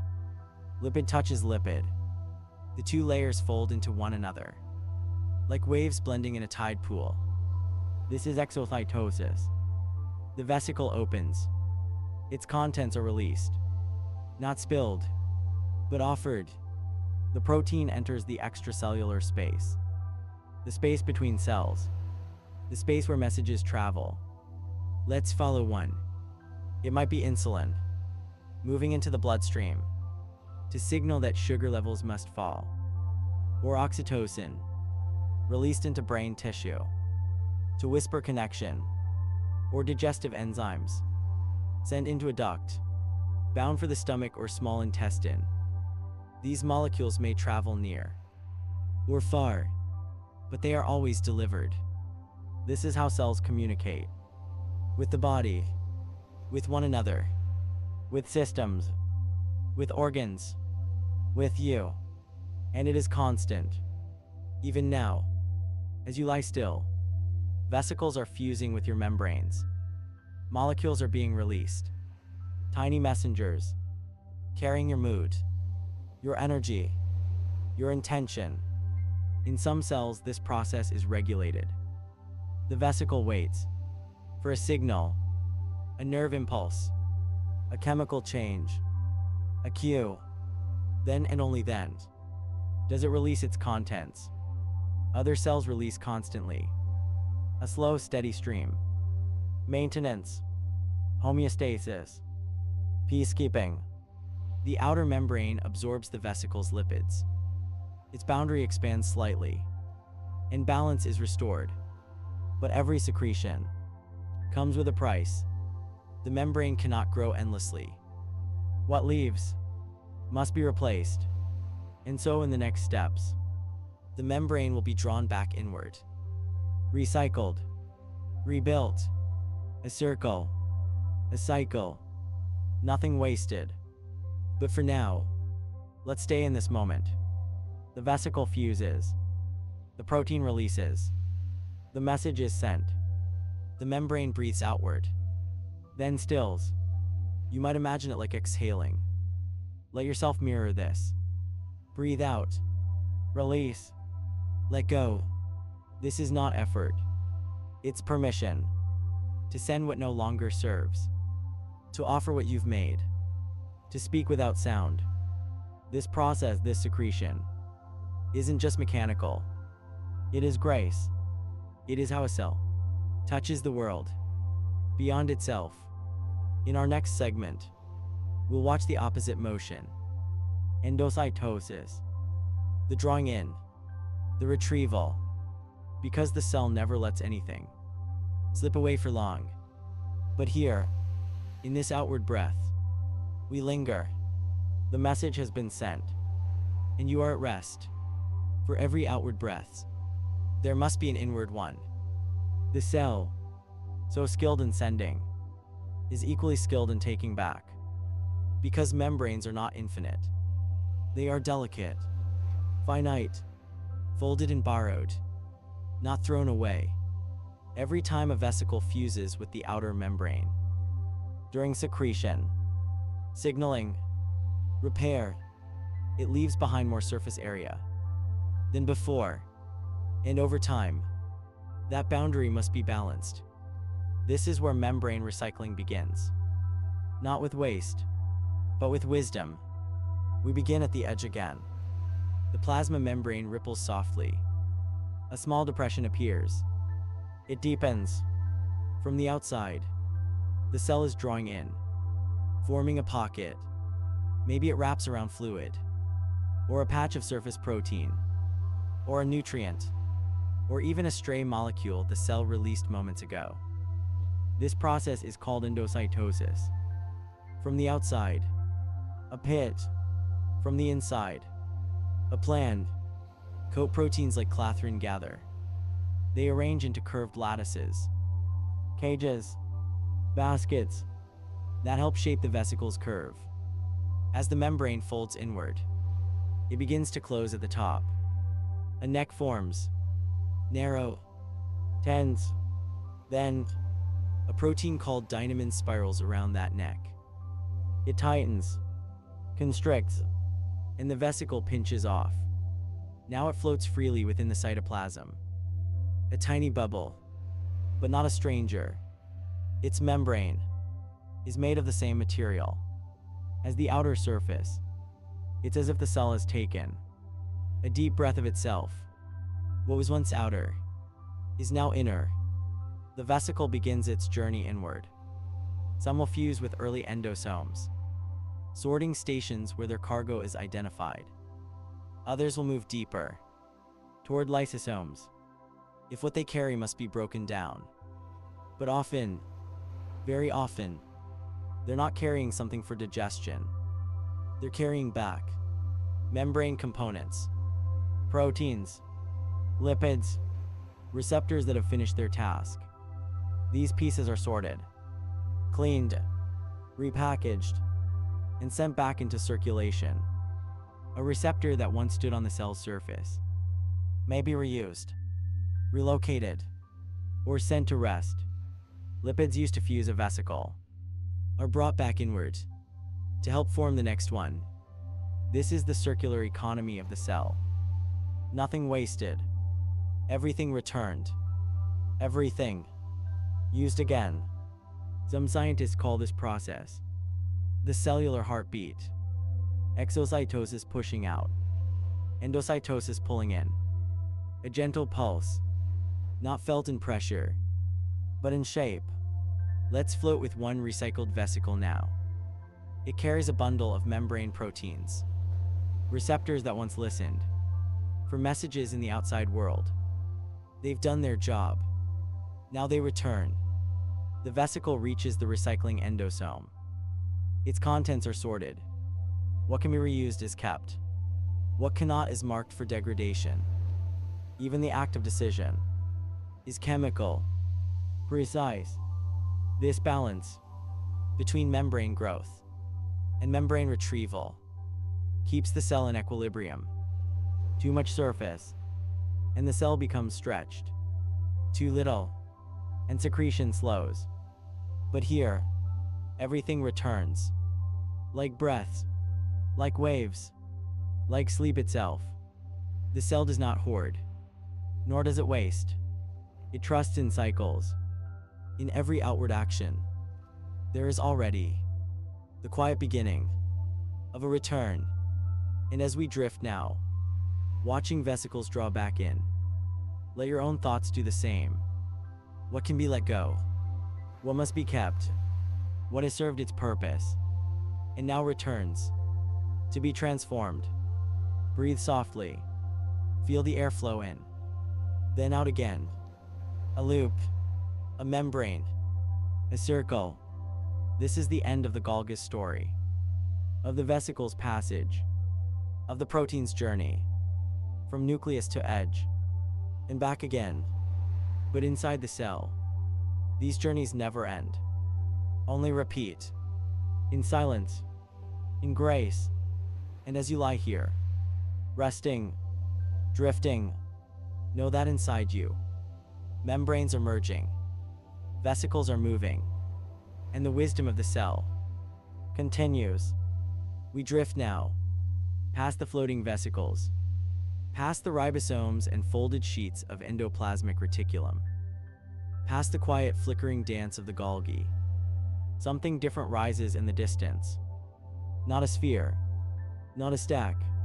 It looks almost alive, twisting, glowing faintly, shaped like a bean, but moving with a strange grace. This is a mitochondrion, a single one, but not alone. There are many in every cell. Some cells hold hundreds. Others, like in your heart, hold thousands. They are scattered like tiny stars, each one a world of its own. Each one a powerhouse. That's what you've heard before. The powerhouse of the cell. But it is more than that. This is where your energy is made, where your food becomes fire, where sugar and oxygen meet and are transformed into the pulse of your life. We draw closer. The mitochondrion is wrapped in two membranes. Not one, two. An outer membrane smooth, permeable. It lets small molecules drift in easily. And an inner membrane, twisted into deep folds called cristae. These folds increase the surface area, give the mitochondrion more room to work, like turning a flat page into a coiled spiral. Within these folds, the real transformation happens. But why two membranes? The answer lies in deep time. Mitochondria were once bacteria, yes, independent organisms, more than 1 billion years ago. One of these ancient bacteria was engulfed by a larger cell, but instead of being digested, they made a pact. The bacterium would stay inside, and in return, it would produce energy. That was the beginning. A quiet agreement, a fusion of lives. And over the ages, they became one. But mitochondria have never forgot. Even now, they carry their own DNA. Separate, circular, bacterial in shape. They reproduce on their own schedule. They divide when they choose. Each one is like a whisper from the past. And yet, they are absolutely essential. Without them, your cells would starve. Not for food, but for usable energy. Let's drift closer still. A molecule of glucose arrives. One you ate hours ago, now broken down into smaller pieces. It has been split already in the cytoplasm through a process called glycolysis. What remains is a molecule called pyruvate. The pyruvate drifts through the outer membrane of the mitochondrion and arrives at the inner one. Here, transporters pull it through. Inside the innermost space, the matrix, it's not empty.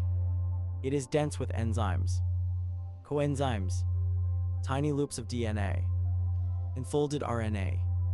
The pyruvate will enter a cycle here, a process known as the citric acid cycle, or the Krebs cycle, but we'll explore that soon.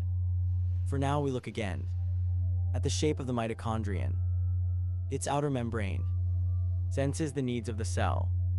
Its inner membrane holds the secrets of energy production.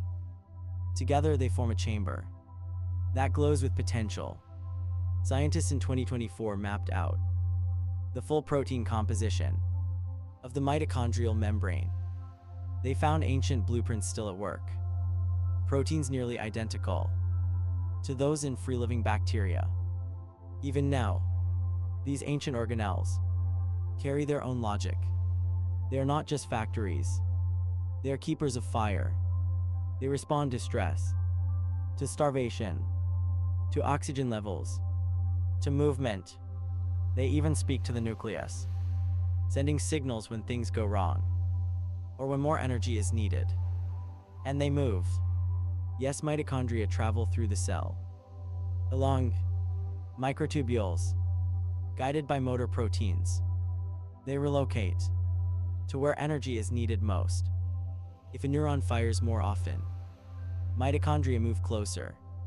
If a muscle begins to grow, mitochondria divide, spread, repair. They are not fixed. They are dynamic. And their double membrane is more than structure.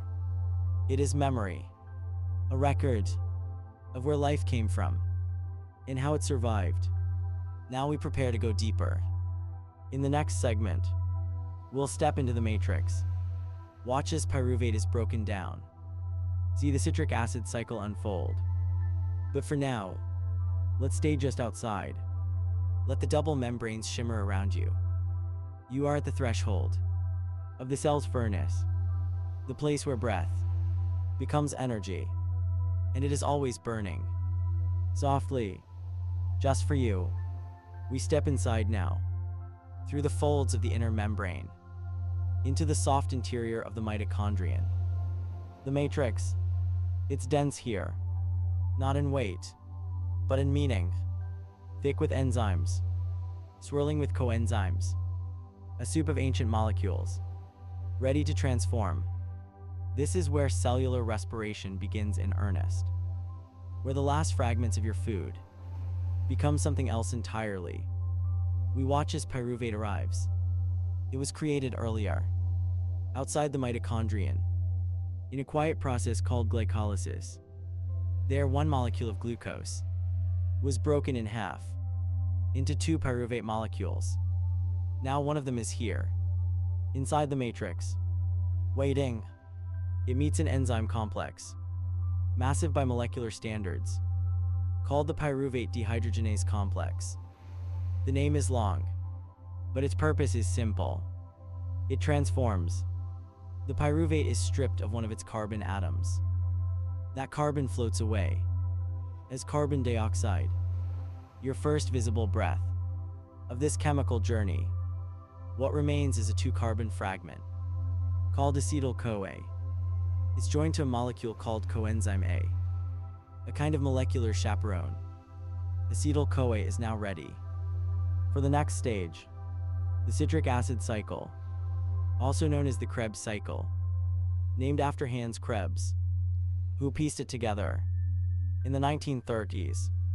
This cycle happens here, in this softly lit mitochondrial chamber, and it is repeated constantly, in every cell, with every breath you take.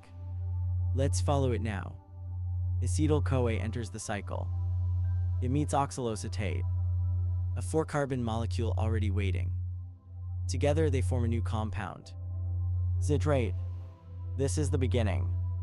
Over the next steps, this citrate molecule will be reshaped, twisted, trimmed, and piece by piece, broken down. Carbon atoms are removed, again released as CO2. Hydrogens are pulled away, captured by NAD+ and FAD molecules, which become NADH and FADH2. These carriers, NADH and FADH2, are the true treasure of the cycle. They hold energy, not in heat, but in electrons, high-energy particles, that will soon power the next phase. For now, we drift above the enzymes at work. Each step in the cycle is controlled, guided. Enzymes fold around molecules, like cupped hands, transform them, release them, pass them forward. It's not random. It's a wheel. Each turn prepares the components for another, and at the end, oxaloacetate is regenerated, ready to meet another acetyl-CoA, ready to begin again. It's beautiful. In its logic, one turn of the cycle produces 2 carbon dioxide molecules, 3 NADH, 1 FADH2, 1 GTP or ATP, a small spark of usable energy. It may seem small, but the power is cumulative. From here, the NADH and FADH2 will move to the inner mitochondrial membrane to begin the electron transport chain. There, electrons will flow, protons will be pumped, energy will be built, then released as ATP. We'll follow that chain next. But pause here. Let the matrix surround you. The citric acid cycle is ancient, older than animals, older than plants, older than complex cells. It was likely born in the hydrothermal vents of early Earth, where molecules met and learned to transform. You carry that fire still. Every time you breathe in oxygen, every time you exhale carbon dioxide, you are echoing this cycle, a pattern billions of years old. Now let yourself rest. In that rhythm, inhale, oxygen enters. Exhale, carbon leaves. Inhale, energy begins. Exhale, the old is released. You are breathing the citric acid cycle, even in sleep, even in dreams. Next we'll rise with the NADH to the inner membrane, where the real fire burns. But for now, we drift in the matrix, where energy is gathered, not in flame, but in promise. We rise now, lifted gently from the matrix, into the inner folds of the mitochondrion. These folds, called cristae, are not just space-saving structures. They are functional architecture. Their curves maximize the surface area for one of the most important sequences in all of life, the electron transport chain. It begins here, silent, precise, relentless. Our companions NADH and FADH2 have arrived. They carry high-energy electrons, carefully captured during the citric acid cycle. Now, it is time to spend them. NADH releases its electrons first. They are passed to a protein complex, say, complex I, embedded in the membrane like a stone in the skin of a stream. The electrons enter, and something subtle happens. Their energy triggers the complex to pump protons, positively charged hydrogen ions, from the matrix. into the narrow space between the inner and outer membranes. This space becomes charged, like the winding of a spring. FADH2 enters later, at complex II, feeding its electrons into the chain slightly downstream. The electrons move along, from complex I to complex IAI, then complex IV. Each step is a controlled fall, like a river descending over stones. Not crashing, but gliding. At each step, protons are pumped. The gradient grows stronger. On one side of the membrane, a reservoir of protons. On the other, a longing. This difference is everything. It is called the proton motive force. A potential, a tension, not unlike a thundercloud holding charge.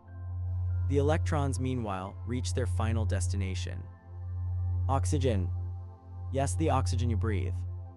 At the end of the chain, electrons meet oxygen, and oxygen embraces them.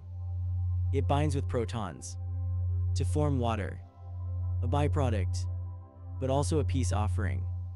The oxygen has accepted the spent electrons. The current has ended, and in doing so, life is sustained. If oxygen were not there, the electrons would back up. The chain would stall. Energy would cease. This is why you need to breathe. Not to feed cells food, but to complete the chain, to receive the electrons, to let the system continue. Let's return now to the protons. They are trapped in the intermembrane space, held apart from the matrix, each one charged, each one eager to return, but they cannot pass through the membrane freely. They must go through a gate, a very special gate, ATP synthase, a protein shaped like a turbine, spinning slowly in the membrane. This is the moment. The protons flow through, and their movement, their fall, spins the turbine. It rotates, and with each turn, ATP is made. Adenosine triphosphate, the universal energy molecule. 3 phosphates, bound in tension, ready to release energy, wherever it's needed. In muscle, in thought, in repair, in silence. Each NADH produces enough energy to make nearly 3 ATP molecules. FADH2 slightly less. But in total, this chain powers almost everything. Let us drift above it now. No sparks, no heat, only flow, only charge, only quiet spinning. This is the fire of the cell. Not a blaze, a current, and it never stops. Even now, as you rest, as your mind softens, as your limbs grow heavy, this chain continues. Electrons flow, protons are pumped, ATP spins into being. And you are sustained. This moment, this breath, this heartbeat, all drawn from that flow. Next, we'll watch as ATP synthase completes its work, as the protons return, as energy is minted. But for now, rest here, in the folds of the mitochondrion, where silence becomes motion, where movement becomes life. We are still here, floating within the folds of the inner mitochondrial membrane, where the proton gradient waits, quietly charged, like a river behind a dam. And here it is, the centerpiece, the turbine, ATP synthase, a massive, elegant protein structure, embedded in the membrane, like a windmill catching invisible currents. Let's take a closer look. Its body is shaped like a stalk rising through a spinning wheel. Part of it sits within the membrane. Part of it juts into the mitochondrial matrix. And between them, movement. Here's where it happens. Protons gathered and pushed into the intermembrane space now seek return. They want to go back. They crave balance. And the only way through is here. The protons enter the base of ATP synthase. Their motion begins to turn the rotor, like wind pushing the blades of a mill. Not fast, not loud, but perfectly steady. Each rotation is a spark without fire, a click without sound, a gear turning a dream. As the turbine spins, it causes subtle shifts in the protein's inner structure. These shifts bring together the raw ingredients of energy. Adenosine diphosphate, two phosphates already bonded, and a third alone high-energy phosphate group, waiting to be added. The spinning creates the conditions. The parts align. The chemistry unfolds. Click. The third phosphate is attached, bonded by invisible forces, locked into place. And just like that, ATP is born. One molecule, three phosphates, tension held in molecular springs. This tension, this potential, can be released later to do work. Lift a finger, blink, mend a wound, send a thought. All of it, powered by this moment, by this rotation, by this silent spinning miracle, happening billions of times, every second, in your body. This isn't electricity. It isn't fire. It's older, more subtle, more perfect. A turbine powered by a gradient, turning frictionlessly in the dark, producing the fuel of life, without ever overheating. Let's slow it down even more. Watch one proton, just one, flow through the turbine base. It nudges the rotor gently, adds one more degree of turn, one more tick toward energy, and now another, and another. As the rotor completes its circle, the protein changes shape again. Another molecule of ATP is formed. Then another, and another. Each rotation, 3 ATP molecules emerge. They drift into the matrix like glowing seeds, ready for harvest, ready to be used by every organelle, every pathway, every whisper of cellular activity. Soon these molecules will be carried through the cytoplasm, delivered to where energy is needed most. Some will power ion pumps in the membrane. Others will help repair DNA. Some will drive muscle contraction. Others mental focus. But here, in this spinning turbine, they were made without sound, without applause, only necessity, only grace. The proton gradient begins to ease. As protons return, the tension softens, but more are coming, always coming, from the citric acid cycle, from glycolysis, from the electron chain. The supply is endless, and so the turbine never stops, unless oxygen runs out, unless the chain breaks. But in the living, in the breathing, this spin is eternal. Let's rest here a little longer, floating near ATP synthase, feeling its rhythm, a soft circular pulse, like a breath, like a heartbeat, but even deeper, the heartbeat of the molecule, the breath of the cell. ATP now formed begins to drift away. The turbine turns again, and energy is born.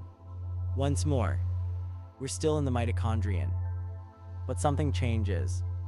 The feeling around us isn't stillness anymore. It's movement, purposeful, elegant, because mitochondria do not stay still. They move, gently, constantly, purposefully, through the cell's inner currents. They glide along the cytoskeletal tracks, like gondolas in a quiet Venetian canal.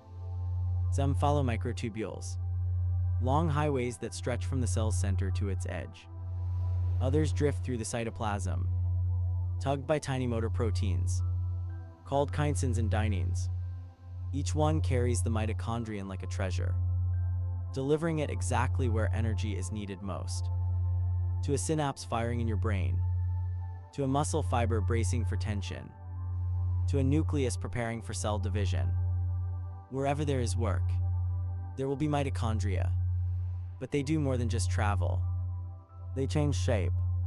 They fuse together, becoming long, interconnected networks that stretch like glowing threads through the cellular sea. And then when the time is right, they divide, splitting into smaller spheres that move away, like seeds drifting in current. This cycle, fusion and fission, is a kind of mitochondrial breathing. Fusion allows them to share materials, enzymes, mitochondrial DNA, membrane components, so damage can be diluted and strength can be pooled.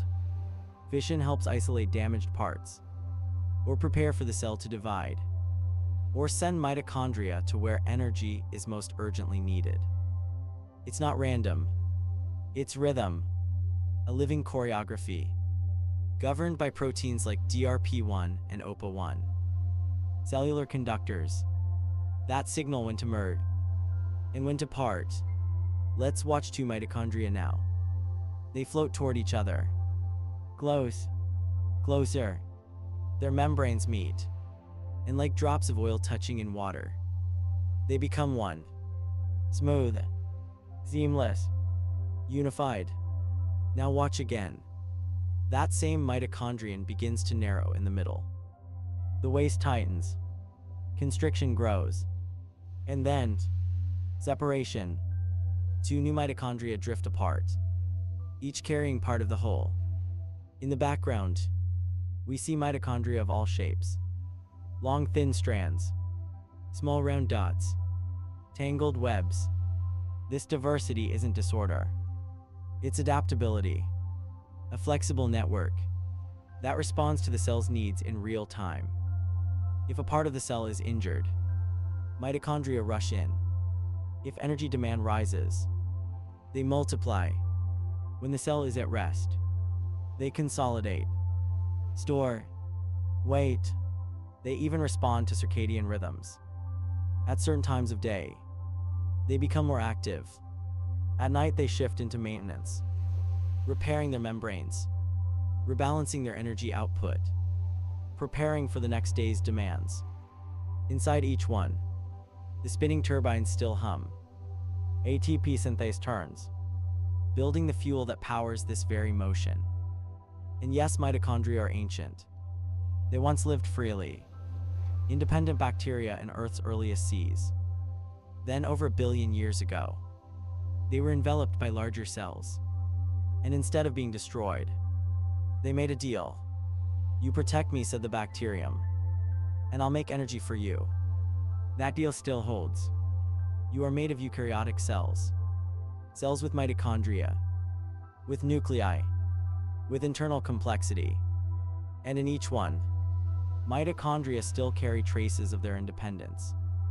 They have their own DNA, their own small circular genome, their own replication cycle, a whisper of their ancient past, and a reminder that you are not one thing, but many things, working in cooperation. You are a host, a partner, a community. Your every heartbeat is a conversation between your human self and the mitochondria that keep you warm. Let's drift with them a little longer. Watch as one mitochondrion is carried along a microtubule, guided by a motor protein. Watch it pause near a synapse, drop anchor, begin producing ATP where it's needed most. Elsewhere, a group of mitochondria fuse into a glowing lattice. In another corner, one begins the early steps of self-repair. This is the quiet logistics system of your life. Without this motion, this division, this fusion, this elegant choreography, your energy would falter, your thoughts would blur, your muscles would weaken, your cells would dim. But they don't. Because the mitochondria move. They adapt. They persist. Even as you sleep. Even now, the mitochondria pulse gently in the distance, like lanterns fading into the evening tide. And now something else calls us. A slow, deliberate rhythm. Beneath the surface of the cytoplasm. It is the rhythm of cleaning, of recycling, of letting go. Let us drift toward it. There, tucked among the organelles, floats a vesicle shaped like a teardrop, small, round, and filled with quiet power. This is a lysosome, a structure no larger than a speck of dust. And yet inside, a storm of enzymes waits, but not a violent storm. This is controlled destruction, precision disassembly, the art of breaking things down, to build them again. We float closer. Its outer membrane shimmers softly, a barrier designed to keep the enzymes safely contained until they're needed. Inside, the pH is low, acidic, perfect for the work at hand. Dozens of hydrolases wait within, each one trained to break a specific bond. Proteins, lipids, carbohydrates, nucleic acids, each has its match. This lysosome, like all others, is part of a grand system. The cell's digestive crew, the caretakers of cleanliness and renewal. Let's follow when at work. It drifts toward a worn-out organelle, an old mitochondrion flickering at half-light. Its folds sag, its membranes grow stiff. It no longer produces energy the way it once did. The cell knows. There's no drama, no panic. The worn mitochondrion is surrounded by a double membrane. A process called autophagy begins, literally self-feeding. But this isn't decay, it's design. The double membrane wraps the old mitochondrion like a blanket, sealing it gently in a vesicle called an autophagosome. And then, the lysosome arrives. The two vesicles fuse. Their membranes join like two soap bubbles touching. And in that quiet moment, the enzymes are released. They flow in with grace, not to destroy, but to transform. Proteins are broken down into amino acids, lipids into fatty acids, sugars into simple glucose. Each piece carefully reclaimed, recycled, used again.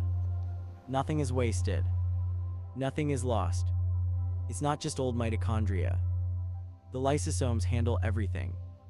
Damaged proteins, invading bacteria, spent vesicles, even pieces of DNA that no longer belong.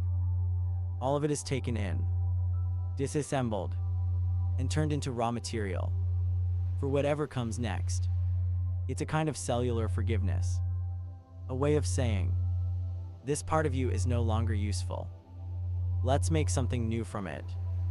We drift now with a stream of lysosomes, each one moving toward their target. Some are guided by motor proteins. Others follow the currents of the cytoplasm. Together, they form a mobile cleanup crew. Patient, methodical, tireless. Elsewhere, a cluster of lysosomes waits near the Golgi apparatus, ready to be loaded with fresh enzymes. New tools for new messes. These enzymes are made in the rough ER, processed in the Golgi, and tagged with special molecular markers that tell the cell, deliver this to a lysosome. Every step is precise, every destination clear. This is the cellular immune system, but also the cellular janitor and the cellular recycler. In the corner of the cell, a large vesicle begins to swell. It's filled with fragments of an ingested pathogen. The cell recognized the invader, engulfed it, and called for help. A lysosome fuses with the vesicle. And just like that, the threat dissolves. Silently, efficiently, completely. The cell goes on, as if nothing happened. This constant maintenance, this quiet vigilance, is what keeps you alive. Right now, as you lie still, your cells are working, breaking down what no longer serves, making room for repair, preparing you for tomorrow. Lysosomes don't sleep. They don't complain. They don't make mistakes. They simply know what to take apart and what to save. This balance between growth and breakdown is the foundation of life. Because life isn't just about building. It's about refining, letting go, and beginning again. We drift gently past a lysosome finishing its work. The vesicle fades. The space is cleared. The materials are absorbed. Somewhere nearby, a new protein is being built from atoms once part of a worn-out enzyme. The cycle continues. Clean, quiet, endless. This is the wisdom of the cell. Say, he peace of knowing when to hold on and when to release. The lysosome returns to its place in the cytoplasm, ready for the next task, the next molecule, the next beginning. And we drift on.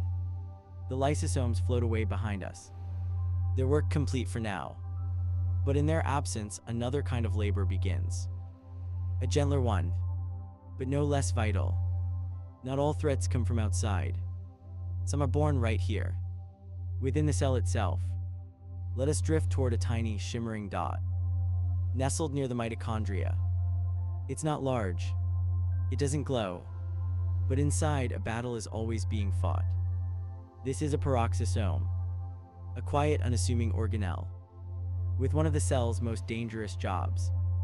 It is the detox chamber, the neutralizer, the keeper of balance in a chemical world. Inside its membrane, reactions happen that could never be allowed elsewhere in the cell. Too reactive, too volatile. But here, contained within these lipid walls, the dangerous becomes manageable. Let's go closer. Inside we see enzymes, glittering like tiny tools, specially evolved for one purpose: to break down toxic byproducts of metabolism. One of the most common is hydrogen peroxide. It's a natural result of oxygen-based metabolism, but it is dangerous. It can damage DNA, twist proteins, corrode membranes, so the peroxisome handles it with precision. An enzyme called catalase steps in. Elegant, efficient, with a single touch. Catalase breaks hydrogen peroxide down into harmless water and oxygen. A breath, a drop, the cell sighs in relief. Over and over, this reaction takes place billions of times across your body. Right now, even as you lie still, even as your thoughts slow, your cells are cleansing themselves of what would otherwise become chaos. And it's not just hydrogen peroxide. Peroxisomes break down fatty acids too, snipping them into smaller pieces. That can be sent to mitochondria for energy. They also help synthesize plasmalogens, essential molecules for your brain and heart. Without peroxisomes, your cells would drown in their own exhaust. But because of them, the internal air stays clear. Let's drift now toward another kind of defense. It doesn't come from a single organelle. It floats through the cytoplasm, small and vigilant. These are antioxidants, not structures, but molecules, each one designed to capture something dangerous. Free radicals, unstable atoms with unpaired electrons. They bounce through the cell like sparks, crashing into DNA, twisting lipids, breaking proteins. But antioxidants are their opposite. They donate electrons, without becoming unstable themselves. Vitamin C, vitamin E, glutathione, floating silently, catching sparks, preventing fires. Around us, this molecular firefighting continues. A lipid molecule grows oxidized, its tail bent from damage. A nearby enzyme recognizes it, cuts it out, replaces it. The membrane heals. The flow continues. Elsewhere, a bit of DNA has been struck. A nucleotide is missing. A repair protein arrives. It reads the sequence, finds the mistake, inserts the correct base. The genome restores itself. This is not perfection, but it is maintenance. Daily, nightly, without pause. Because in a world made of chemical reactions, waste is inevitable, but danger is not. Let's pause near the proteasome, a barrel-shaped structure made of folded proteins. It stands like a guard tower in the cytoplasm.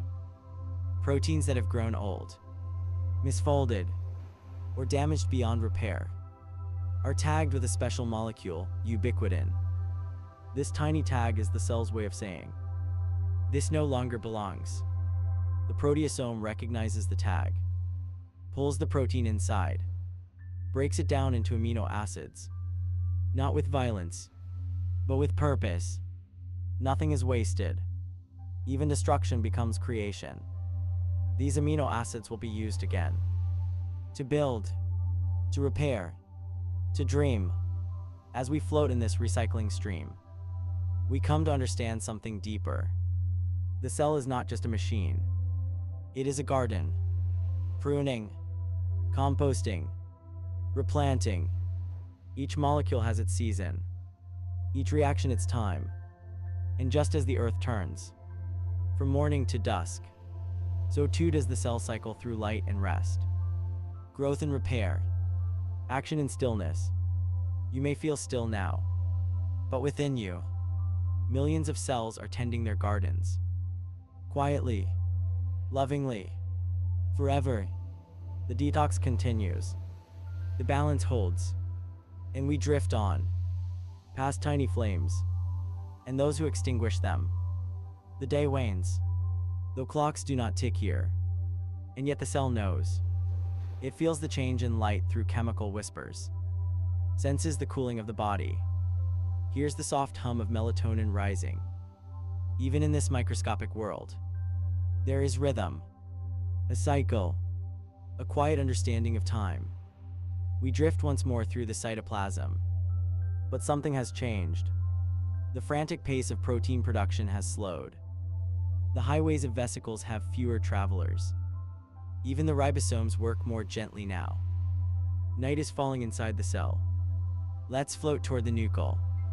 Use its membrane still dark and protective, its pores filtering only what is needed. Inside, a shift is taking place. Genes that were silent all day begin to stir. Not the genes for growth or movement, but the ones for healing, for maintenance, for cellular housekeeping.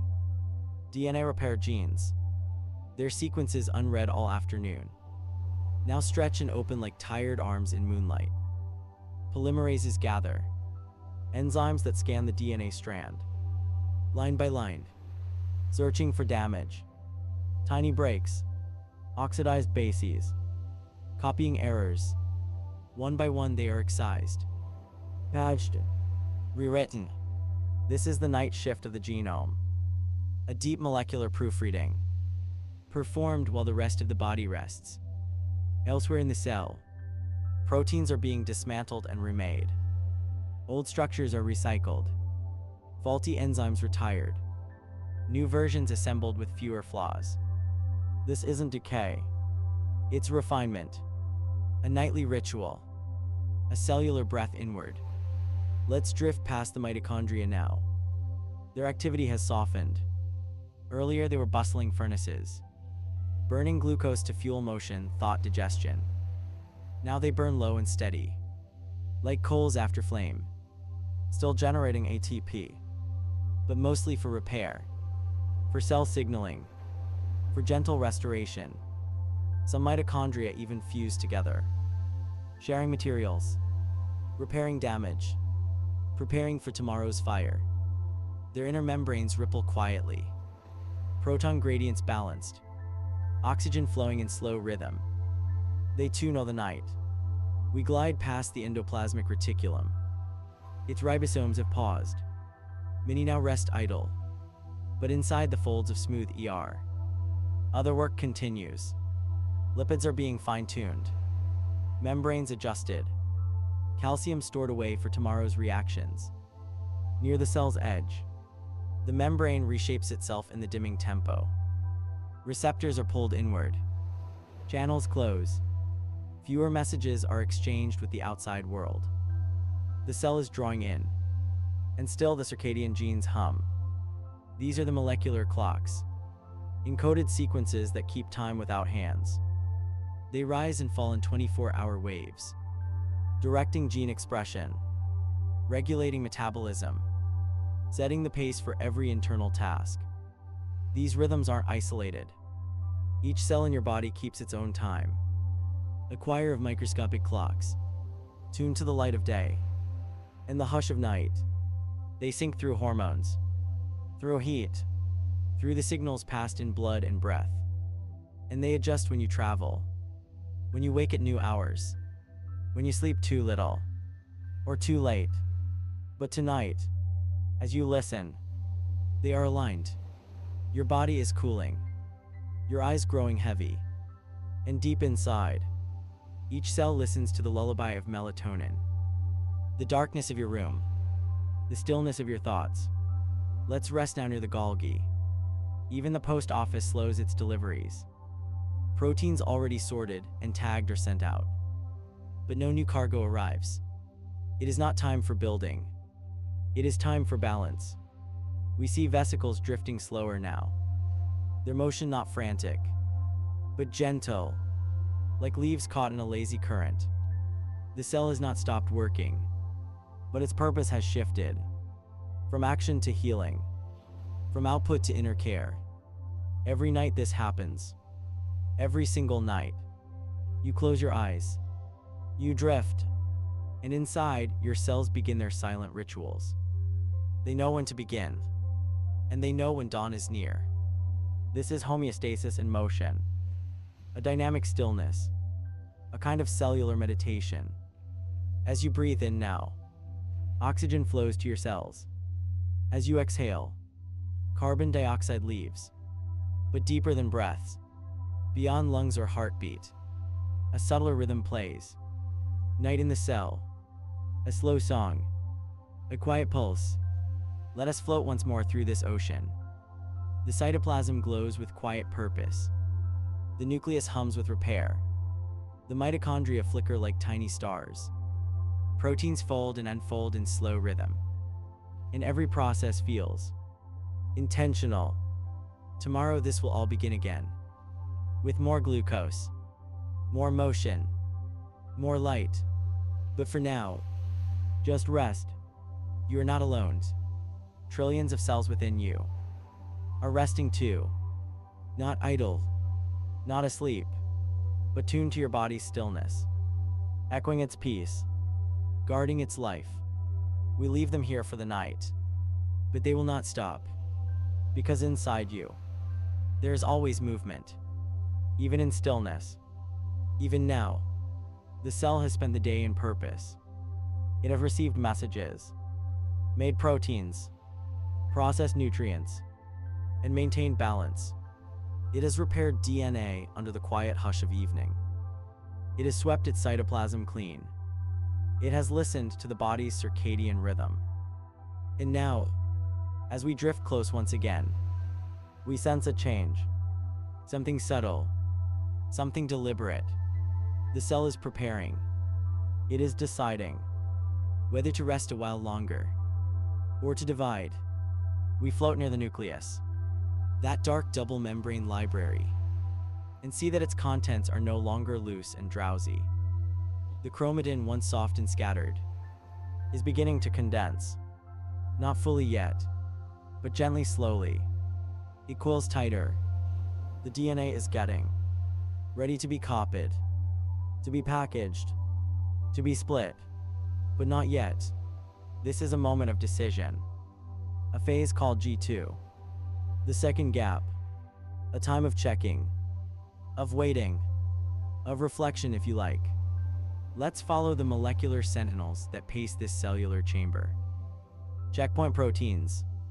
Tiny guardians that ensure everything is ready. They examine the DNA, looking for errors too large to fix. They inspect the organelles, checking for readiness. They assess the energy reserves, the space available, the signals from neighboring cells. If all is well, the green light will come. But if not, the cell will wait, or pause indefinitely, or if danger is detected, initiate self-destruction. This is not cruelty. It's care. No faulty copy must be made. Now float with me to the cytoplasm. There, a structure is waking. Two small bodies shaped like short barrels are beginning to duplicate. These are centrioles, and together they form the centrosome, the organizing heart of the mitotic spindle. They are builders of invisible scaffolding, the ones who will later guide chromosomes to opposite ends of the cell. But tonight they are simply preparing, growing, doubling, taking up their place in the coming dance.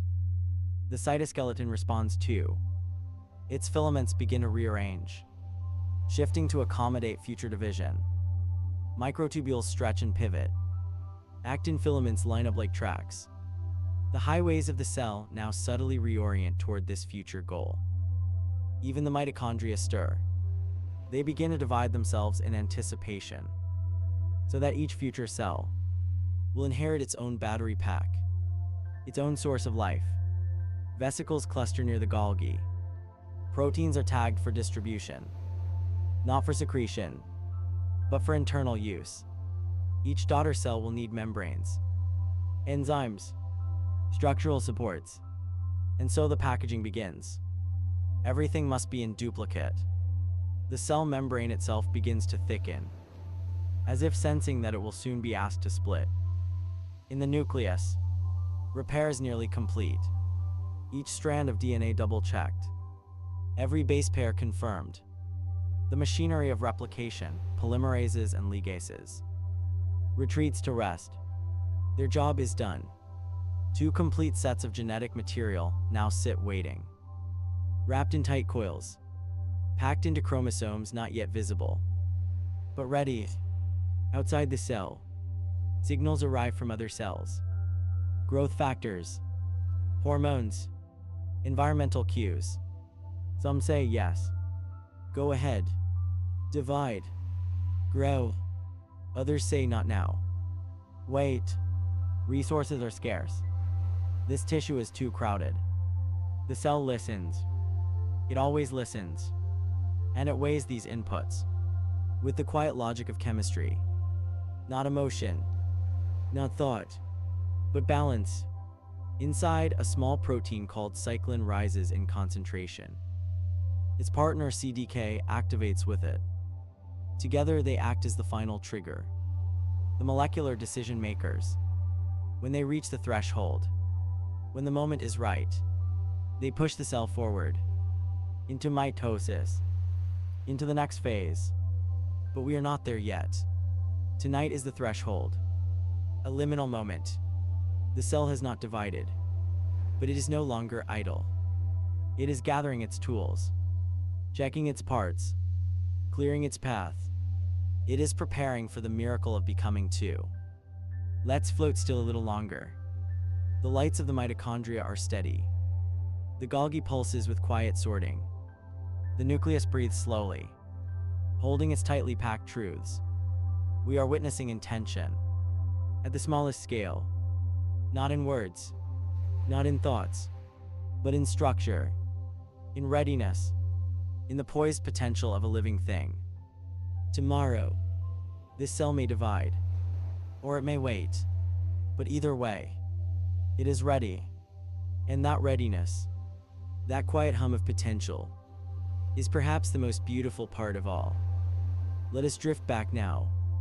The cell holds its breath, and so do we. The next chapter will begin soon.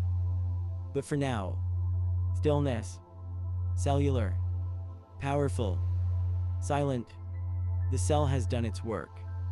The light of day, if such a thing exists at this scale, has faded. But this world doesn't sleep in the way you and I do. Not really. It shifts. It reorients. It continues quietly. And so begins the cellular night shift. While your body rests, this cell gets to work. Not because it is overworked. Not because it is forced. But because life at this level never fully pauses. Let's drift inward again. Past the warm cytoplasm. Past the stacks of the Golgi. Past the busy ER. Float now alongside the ribosomes. Even in the dark hours they hum. Tiny beads on invisible strings, reading the messages left behind by daytime transcription. Their instructions are clear. Repair, rebuild, replace. And so they do. Amino acids are gathered. Peptide bonds formed. Proteins born into the night. Some are for structural repair, to mend small damages from the day. Others are enzymes, quietly resetting chemical balances. Still others are regulators, preparing the cell for tomorrow's needs. We move with a vesicle, a silent courier. It slips away from the ER, carrying its cargo like a secret toward the Golgi, where the package is refined, tagged, sorted, every movement purposeful, every reaction precise. Elsewhere in the cytoplasm, the lysosomes awaken. These tiny spheres of acid float like shadows through the cellular sea. They seek what is no longer needed. Broken organelles, misfolded proteins, foreign particles. Not to destroy but to recycle. They break things down into raw components. Amino acids, sugars, nucleotides. All return to the cell's economy. Even in destruction, there is renewal. Float now to the peroxisomes. They work quietly on detox, neutralizing free radicals, breaking down hydrogen peroxide into harmless water and oxygen. No fanfare, just function. And deep within the mitochondria, the turbines still spin. ATP is minted in low, steady pulses. Not as much as in daylight, but enough to fuel the slow rhythm of repair. Even now, oxygen flows in. Electrons travel along their chain. Protons spin the great synthase wheel. And ATP emerges. The spark of every breath, every beat, every blink. Inside the nucleus, most of the chromatin is resting. But some genes are nocturnal. They activate only now. In the hush of darkness, genes that guide maintenance. Genes that prepare for cell division. Genes that regulate sleep rhythms at the cellular level. The circadian machinery. Tiny gears of proteins that keep time. Still ticks. The nucleus whispers instructions. And the cell listens. The cell always listens. Outside in your larger body. Systems slow. Your heart beats softer. Your muscles ease. Your breath deepens. But inside the cell, the activity continues. The cytoskeleton gently shifts. Microtubules elongate. Actin filaments repair. The cellular skeleton, flexible yet strong, reshapes itself in the quiet. And membranes flow like liquid silk. They turn inward, pulling in used portions. They bud outward, releasing new materials. Endocytosis, exocytosis. Breath in, breath out. Even at this scale, there is rhythm. Float with me once more. The entire cell pulses, with silent determination. Every molecule knows its part. Every protein knows its path. Nothing is wasted. Nothing is rushed. Just balance. Homeostasis. A word that means holding steady. That's what the night shift is about. Not growth. Not output. Not change. But care. Repairing damage. Resetting pathways. Preparing for the next dawn. It is here in this stillness that life is sustained. Not in the noise. Not in the rush. But in quiet work. Done faithfully. Night after night. For billions of years. And so, as we prepare to leave this microscopic world, let us pause in reverence. This single cell, one of trillions in your body, has performed its duties without pause, without thanks, without error. It has lived its 24 hours, with quiet grace. And tomorrow, it will do it again. Not because it must, but because that is what life does. Life continues. Quietly, beautifully, persistently. So let your mind drift now. You've walked among molecules. You've floated in cytoplasmic tides. You've watched the orchestra of life play without conductor. And now it's time to sleep. Let this final image stay with you. One cell, smaller than sight, yet vast in complexity. A world entire. Right now, inside you. Always alive. Always working. Always you. Good night. And may your dreams echo the quiet brilliance of the cell.